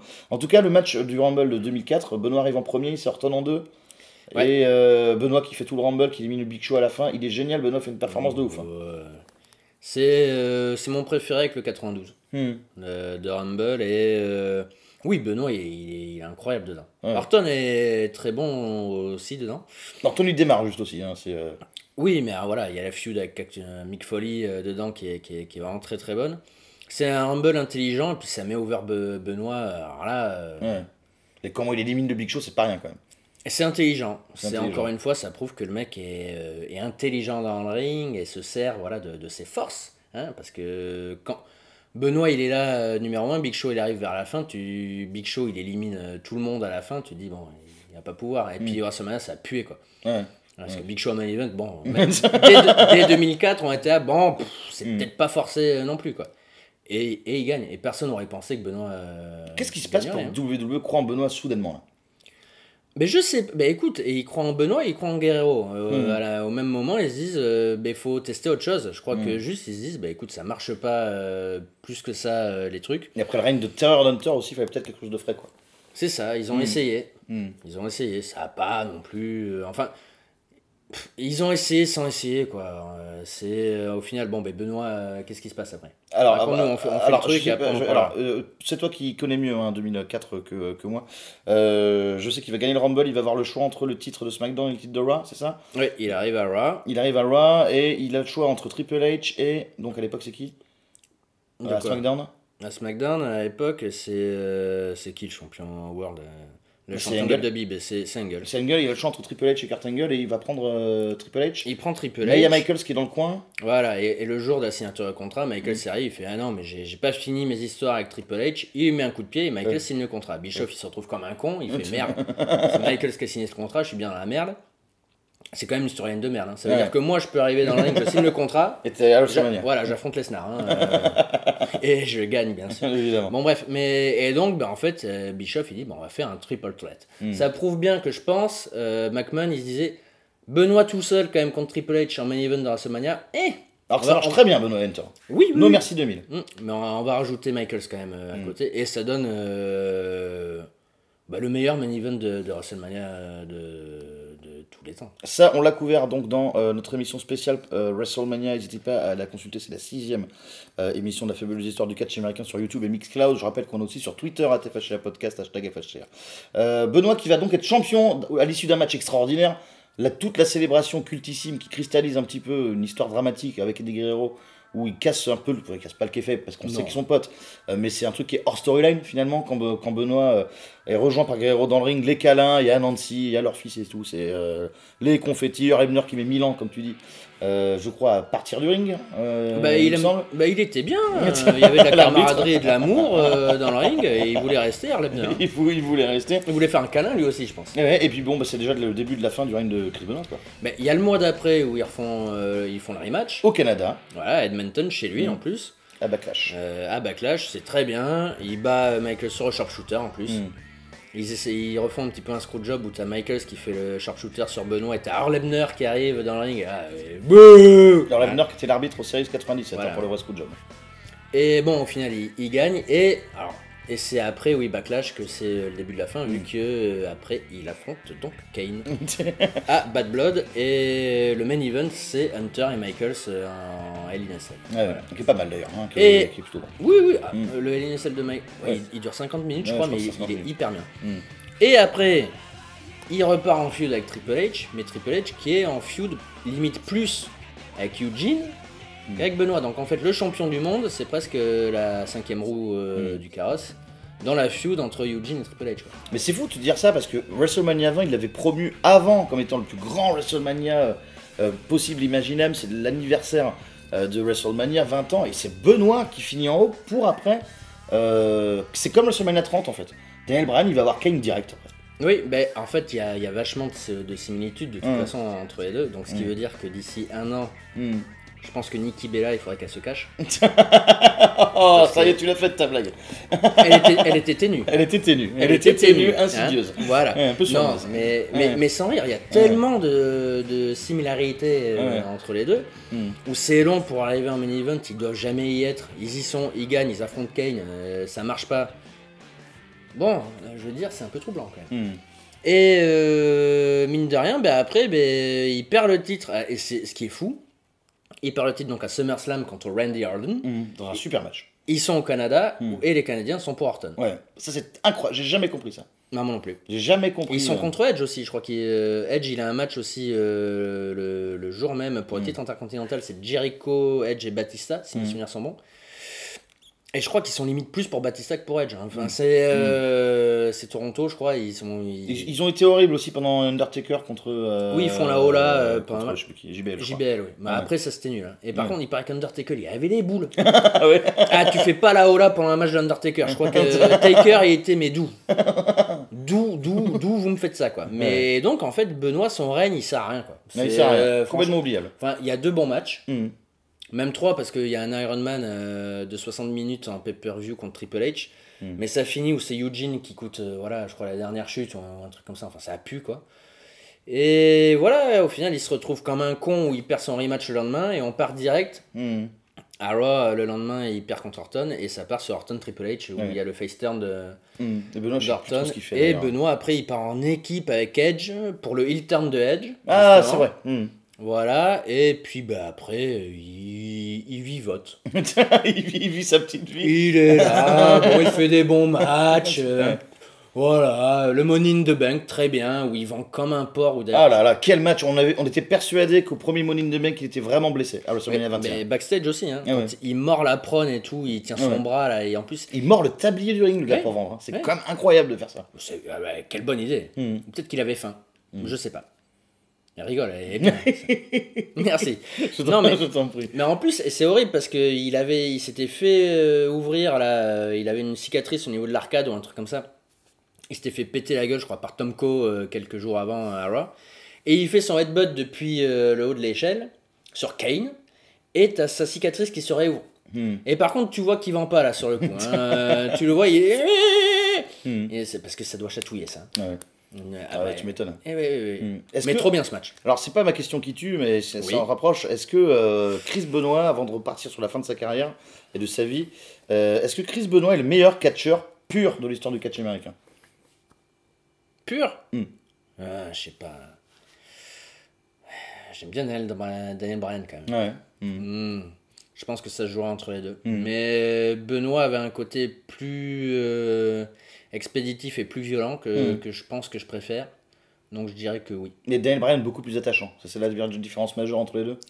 Oui, il était plus underdog, Daniel Bryan. Et même sans la storyline de merde là, que WWE avait fait. Hein. Sans le Yes Movement à la con là. Mais oui, Benoît, oui. Mais t'as Benoît, t'as le Dynamite Kid quand même qui était... Oh non, mais on le dit jamais assez que le Dynamite Kid, c'est... Voilà. Hein. Mais oui, je pense que... oui. Ouais. Oui. Donc oui, mais Daniel Bryan quand même... Ouais, il y a des mentions en Europe derrière, mais je pense que oui, non, Benoît... c'est marrant de se dire que c'est le deuxième de cette génération de catcheurs qui peut-être perdure en termes de qui est le meilleur. Quoi. Oui, et puis ben, en même temps, quand tu vois le style de catch et quand tu vois Dynamite Kid qui a plus de jambes, Benoît, voilà, on sait, et Bryan qui en est à faire des concours d'haltérophilie maintenant, bon... Au final, est-ce que c'est bien utile d'avoir ce style de catch? Mais qu'est-ce qui fait que pour toi Eddie Guerrero est dépassé, tu l'as dit, par Chris Benoit? C'est pas le même genre de catch. Il y avait un côté plus lucha chez Guerrero et plus dans le charisme et dans la flamboyance. Là, sur le coup, Guerrero il était plus flamboyant, plus charismatique, des meilleurs promos, drôle, très drôle. J'ai revu des segments avec Batista. Bon, ça c'était sur la fin de sa carrière, mais très très drôle. Après dans le ring c'était fandard hein, aussi, c'était hyper bien, mais dans le genre pur c'était plus plus hybride un peu, Guerrero plus high fly, dans le catch vraiment la base de la lutte quoi. Oui Benoît il est là avec les Dynamite Kid, Bryan, Angle et Lesnar, je pense au niveau de la lutte pure dans les trucs comme ça. Apparemment Hennig aussi, un très très très sérieux lutteur. Ouais, mais lui. Mais c'était pas du tout dans son personnage. Ouais, voilà, lui, son truc, c'était de bumper, quoi. Et il bumpait hyper plutôt bien. pas mal, ouais. Est-ce que quand Benoît perd le titre de championnat mondial contre Orton, est-ce que on atteint sa date de péremption à Benoît finalement, plutôt que prévu? Parce qu'après, il va pas se passer grand-chose en fait pour Chris Benoît. Non, il se passe que dalle. C'est dur de répondre parce que peut-être qu'il aurait pu avoir un rebond. En fin de carrière, je sais pas, peut-être qu'il aurait pu avoir un règne à la ECW. Mais c'était prévu, cool. Voilà, c'était prévu, il devait battre Punk pour ça, je crois d'ailleurs. Donc au final, oui, en tout cas de ce qui s'est passé après, voilà, vu que 3 ans après ça s'arrête, oui, c'est sa date de péremption. En tout cas, et vu il met les gens over derrière. MVP, voilà. il va beaucoup aider MVP qui était qui idolâtrait Chris Benoit, c'était son catcheur préféré. Il va le mettre over, je crois. Non, il bat MVP à WrestleMania. Mais MVP après le bat plus tard dans des... De chute à 0, je crois, dans un 2 out of 3 falls. Et c'est pas non plus hyper bien. Au final, les 2 matchs que je retiens le plus de Benoît post... J'espère que tu vas en oublier un pour que je le dise, vas-y. Je crois que je l'oublierai pas, je suis désolé. Vas-y, dis-le. Il y a Orlando Jordan. Ah putain, Orlando Jordan SummerSlam. SummerSlam 2005, peut-être une des plus grosses pop qu'on ait eu. Ah, il y avait quelqu'un avec nous et on a popé tous les 3, mais alors... 23 secondes. Ouais, un truc dans le genre. 23 secondes de match, incroyable, meilleur moment du show presque. Ah non, SummerSlam 2005, il est... Non, alors, je suis pas d'accord. SummerSlam 2005, j'adore ce putain de... Non, mais ça me fait pas rire. Super, il y a Eddie Mysterio qui est excellent dans SummerSlam 2005 aussi, match de l'échelle qui est très très bien. Ouais. Il y a Michael Hogan qui est très drôle. Il y a Edge Matardi. Super chaud. Batista Grancali, non? Et donc Benoît qui va aider Batista Booker. Qui va redonner un peu des lettres de noblesse au titre US, qui va pas mal incarner quand même sur la fin de sa vie. Il va échanger plus ou moins avec MVP, JBL. Et vas-y, je t'écoute le deuxième. C'est contre Regal. En 2006, à son retour, non merci. Non merci 2006. Ouais. Il se blesse, Benoît, c'est ça? Oui, non, je pense que c'est après la mort de Guerrero. Ah, c'est après la mort de Guerrero. Ouais, okay. On lui fait prends 6 mois parce que... ça va être T'as vraiment une mauvaise mine, hein. Petite mine, blanc, voûté, malade. Et ça, c'est un truc que Jericho couvre pas mal dans ses bouquins, les relations qu'ils avaient tous les deux et qu'il avait avec eux également, quoi.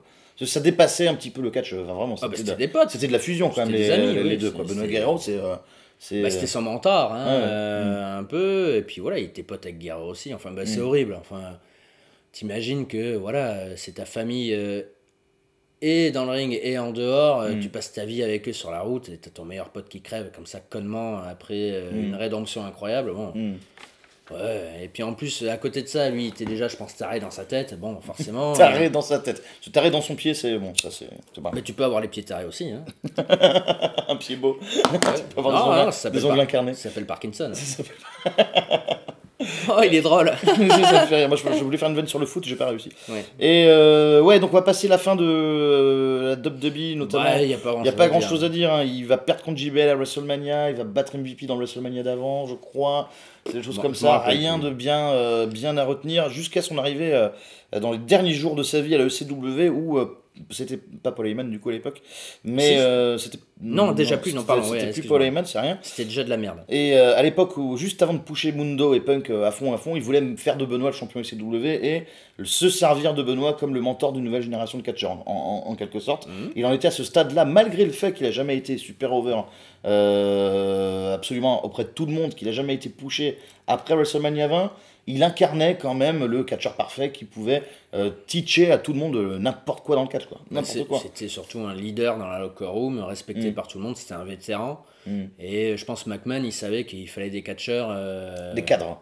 Voilà, pour encadrer les Morrison, les Punk, les Elijah Burke. Elijah Burke, quelle déception ce catcheur. Shelton Benjamin aussi qui arrive, c'est peut-être après qu'il arrive à la CW, je me rappelle plus. Oui, mais il aurait été là. Les Kofi...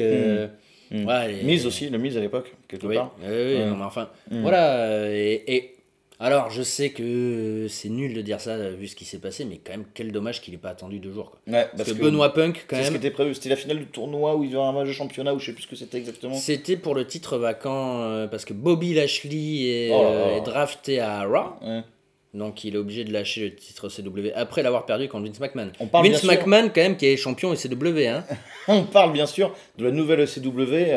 Après les One Night Stand, WWE avait lancé la nouvelle ECW qui était un peu une sorte qui se voulait devenir ce qu'NXT est maintenant en fait.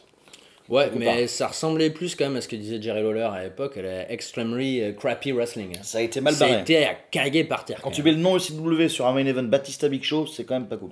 C'est quand même du viol là, à ce stade-là. Quoi. Je veux dire, c'est pas. Ouais, mais la foule était vraiment super quand même. la foule qui chie sur le match. Say bullshit, c'est vraiment. Change the channel, c'est violent quand même comme chant. Hein. Ouais. Bah, tu m'étonnes, c'est le jour où Punk arrive à la ECW contre Justin Credible. C'est le Hammerstein Ballroom en plus. C'est quand même. Là, c'est chez CW quoi. Donc bon. Ah, c'est de la provoque. Je pense que c'est un. Oh bah Vince McMahon, il devait bander quoi.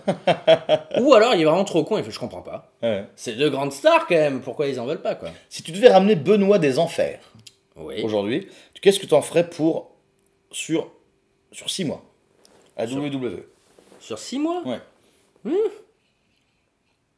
Ah bah attends, il faut que je réfléchisse. Hein. Tu veux pas dire qu'on est sur Twitter et tout là? On est sur Twitter, hashtag FHCA, @FHCA Podcast. On est sur Facebook, la fabuleuse histoire du catch américain, sur YouTube, sur Mixcloud. N'hésitez pas à nous envoyer plein de mails qu'on lira avec attention. Je pense qu'on va systématiquement un peu moins lire de mails, parce que vous êtes de plus en plus nombreux à nous envoyer. On va pas non plus prendre 40 minutes pour les mails. On est sur catch-news avec un z.com et sur pariscatch.fr. La demi-question qui tue. T'en ferais quoi? Je m'en servirais pour mettre des jeunes over, mais je le ferais affronter Jay Styles. Ouais. Ce serait ton adversaire de rêve? Seth Rollins. Moi, ce serait Seth Rollins, moi, personnellement. Moi, les deux. Joe? Ah ouais. Ouais. Ah oui, mais alors là, c'est... Oui. Ouais. Ah ouais. Malheureusement, même Nakamura, hein. Ouais. Voilà, mais si on veut dire dans le roster principal, oui, tu ramènes un vétéran pour mettre les jeunes over. Et ouais, Seth Rollins... Un match contre Jay Styles, contre Joe pour déconner, et oui, une chute contre Seth Rollins, ouais. Pour être bien. Et même Roman Reigns, je pense que ça pourrait être hyper cool contre Roman Reigns. Ça... mettre des Germains à Roman Reigns, ça pourrait me faire marrer. Ouais. Et ce serait, je pense, bien stiff. Non, mais après, Benoît, de toute façon, tu le mets où tu veux. Il aurait sa place partout. C'est un catcheur qui a pas eu de bol, Chris Benoit, dans sa carrière. Ouais, je sais pas si on... Alors là, par contre, je sais pas si on n'est pas un peu biaisé. Toi, au final, si on dit ça, moi je trouve qu'il a une carrière plutôt cool. Il a eu un règne de champion du monde pourri, mais il a toujours été over. Il a toujours été plus ou moins mis en avant quand même. C'est pas le meilleur mid-carder de tous les temps, Chris Benoit? Putain, c'est des questions, il faut réfléchir. Mais réfléchis, Ouais, non, mais c'est dur de trouver le temps.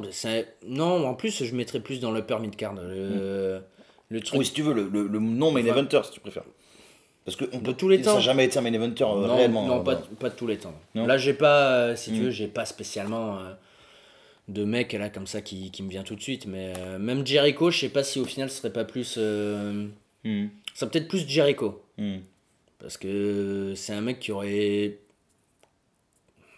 pu et dû être plus en avant, je pense. En 2000, je pense qu'ils auraient dû faire plus avec Jericho. Voilà. Il avait quand même des réactions de fou. Benoît, il a toujours eu de très bonnes réactions. Bon, au Madison Square Garden, ils sont tarés quand ils gagnent, forcément. Mais après, oui, ça. Premier chouchou des Smart oui, complètement. Ouais. Mais après, il n'était pas assez fédérateur, je pense, Chris Benoit. C'était un catcheur de niche quand même, un petit peu. Le catcheur des mâles. Le catcheur des mâles. Voilà. Les gonzesses, Chris Benoit, enfin les gonzesses qui viennent pour du catch pour voir les beaux mecs. Par exemple, Céline, je pense que Chris Benoit, elle adore. Elles sont peut-être pas touchées par le charisme ou le physique de. Ouais. T'as la pop Roman Reigns, t'as la pop Batista, t'as la pop de Bogos, la pop Shawn Michaels, voilà. T'as la Benoît quand il arrive, les gonzesses, il est moche. Il vient, mais qu'est-ce qu'il a Malgré tout, c'est un marché que WWE a du mal à prendre, les femmes, quelque part. Ça a toujours été. Ouais, c'est bien pour ça qu'ils ont eu des Jeff Hardy, des mecs comme ça, où les petites minettes, elles font... C'est des connes. Mais c'est la majorité, après, qu'on juge ou non leur goût. C'est pas du tout sexiste, en plus, ce que je dis, il y a rien de... Mais c'est un fait, que en fait, quand t'avais Jeff Hardy, Batista et Michaels à une époque, ce que t'entendais le plus dans la foule, c'est... Excuse-moi, Ricky Steamboat, dès 89. Voilà, t'as les gonzesses, c'est un des premiers sex symboles vraiment et en plus c'était pas du tout dans son gimmick Ricky Steamboat quoi. C'est un des premiers sex symboles vraiment les filles c'est Steamboat c'était voilà bon bref on n'est pas pour la et tu vois et t'avais plus même Jericho fédérateur au niveau parce que un peu plus mignon beau garçon ou les filles qui venaient juste pour voir des mecs parce que bon il y en a voilà qui étaient juste fans de personnages en soi et qui venaient pas ou même pour les gamins qui viennent pas pour voir des bons matchs en particulier tu vois. Voilà, Benoît, je pense que les gamins, ils étaient là, mais il me fait peur. Chris, Benoît, ce sujet, avant de clôturer avec la question qui tue, ton avis plus ou moins condensé sur ce catcheur-là. Ce que tu dirais quoi si tu devais monologuer une petite minute sur Benoît? Un des meilleurs catcheurs que j'ai eu de ma vie. Mais je trouve que il a fait ce qu'il a eu à faire dans sa carrière, il a bien fait. Je trouve qu'il a eu alors pas ce qu'il méritait parce que j'ai pas à juger de dire il méritait ça mais il a eu une carrière complètement honnête, il aurait pu faire mieux très certainement mais en tout cas il aurait pas pu faire pire c'est pas pire quoi, c'est bien, c'est quand même une carrière incroyable qu'il a eu Benoît pendant, il a catché combien de temps? Il a catché 20 ans à peu près voilà une vingtaine d'années 85 2000 c'est 22 ans. Voilà, une carrière qui s'étend sur 20 ans, un vétéran dans la locker room, il était respecté par tout le monde. Quand t'es catcheur, je pense que c'est ce que tu recherches le plus aussi, c'est le respect de tes pairs. Il l'avait et le mec il nous a fait rêver quoi dans le ring parce que voilà, nous on aime les bons catcheurs et pas que. Moi j'aimais bien le Boogeyman aussi. Oh là là, c'est un de tes gros dossiers. Oui non mais après il a catché.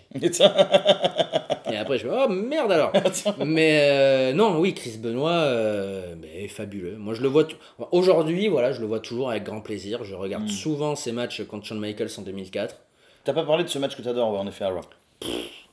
Quel dommage qu'ils aient pas eu un contre un main event de pay-per-view avec un finish clean parce que les deux fois où ils s'affrontent c'est pas très clean à la fin. Il y a toujours Hunter qui doit arriver là bien sûr. Putain de chasseur là mais ouais non toujours un grand plaisir. Voilà. La question qui tue. Mon très cher Rabbi Mentor, mon ami, mon expert, on est sur catch-news.com, Paris Catch, Facebook, YouTube, tout le bordel. Rabbi Mentor, le décès de Chris Benoit et les circonstances qui ont amené ce décès ont changé radicalement la politique de la WWE, du catch en général. Est-ce que c'est toujours pour le meilleur? Bah oui. On se plaint souvent quand même, toi le premier, qu'il n'y ait pas de coup de chaise violent dans la gueule comme avant. Forcément, parce que c'est quand t'es mal habitué. C'était trop bien les coups de chaise dans la tête. Mais après, quand tu vois le résultat pour les mecs, tu te dis que bon, oui, on s'est réhabitué au final à ce qu'il n'y en ait plus. Après, je vois plus spécialement l'intérêt d'utiliser des chaises en fait. Parce que c'est dans le ventre ou dans le dos. C'est bon. Enfin, pour un heel turn, oui, comme Seth Rollins pour le Shield, oui. Dans un match en soi, ça enlève pour moi toute l'utilité. Ou alors, il faut qu'elle soit ouverte, que tu fasses un backbreaker dessus. Mais oui, non. Quand tu vois les excès, la vague de morts qu'il y a pu avoir au début des années 2000, rappelle-toi, tous ceux que j'ai dit au début, là, les Perfect, les Rude, les Bulldog, les Hawk. Et qu'après, voilà, t'as Brian, t'as Benoît, t'as Nowinski, et il doit y avoir tellement d'autres exemples que j'oublie. Bien sûr qu'à un moment donné, il fallait faire quelque chose. Scott Hall, Jack Roberts, enfin, ces mecs-là avaient leurs démons aussi, mais le milieu du catch n'a pas aidé non plus. Michaels, voilà. Enfin, t'as des exemples, t'en as, mais China, Sunny, enfin, et ça touche même les femmes, tu vois. Elisabeth. Sherry Martel. Très proche de elle est morte de quoi, Martel overdose de très mauvaise héroïne, de campagne paumée américaine. Une sorte d'overdose de crack dégueulasse, quoi. Mais voilà, c'est le style des années 80. Alors il y a plein de vétérans qui disent ouais, aujourd'hui les jeunes ils jouent à PlayStation à l'hôtel, ils sortent pas dans les bars. Mais oui, mais ils seront peut-être toujours là dans 40 ans. Et au final, ok, c'est peut-être moins extrême, c'est peut-être moins. Il y a plus. Sensationnel. Voilà, c'est moins sensationnel, mais. En même temps, tu peux avoir des grands matchs de catch sans avoir besoin d'avoir de coups de chaise dans la tête. Même si, en effet, j'apprécie toujours de voir le coup de chaise de Chavo sur Rey Mysterio au Great American Bash 2006. Le coup de chaise d'Undertaker sur Michael à Bad Blood 97. The Rock sur Ken Shamrock. Oh là là, celui-là, voilà. Bien sûr, c'est chouette. Mais bon, après, à un moment donné... c'est mieux de les voir longtemps que de les voir se mettre des coups de chaise dans la gueule. Donc oui, forcément. Et de toute façon, même sans parler de la santé des catcheurs en soi, WWE, pour les relations publiques, ils étaient obligés de faire ça. Parce que là, c'était le procédé stéroïde, mais presque en pire, quoi. Quand même, t'as un de tes meilleurs employés, les plus modèles, qui commet un double meurtre à suicide. Je veux dire, au-delà de la peine que ça a dû leur procurer... Quand t'as le gouvernement qui arrive, le FBI qui essaye de faire des enquêtes et tout, enfin, t'es obligé de faire quelque chose, que ce soit pour la bonne ou pour la mauvaise raison. Voilà. Donc, dans tous les cas, ça peut être que positif. Alors, je suis entièrement d'accord avec toi. Merci Rabi pour l'émission d'aujourd'hui. La fabuleuse histoire du catch américain s'est terminée sur la carrière de Chris Benoit, le casseur canadien. Tu veux dire quelque chose, Céline ? Ah, je croyais que tu voulais dire quelque chose. Dans 15 jours, on vous parle de la brand extension. On va faire un peu de fantasy booking. Et qui le fasse aussi, hein, les gens. Faites-le, on vous lancera des pistes, en tout cas sur Facebook notamment. Des drafts. Hein, et sur Twitter, n'hésitez pas. Faites bien les drafts. Arrête, ça me tarde. Aussi, ça va être très excité. Cool.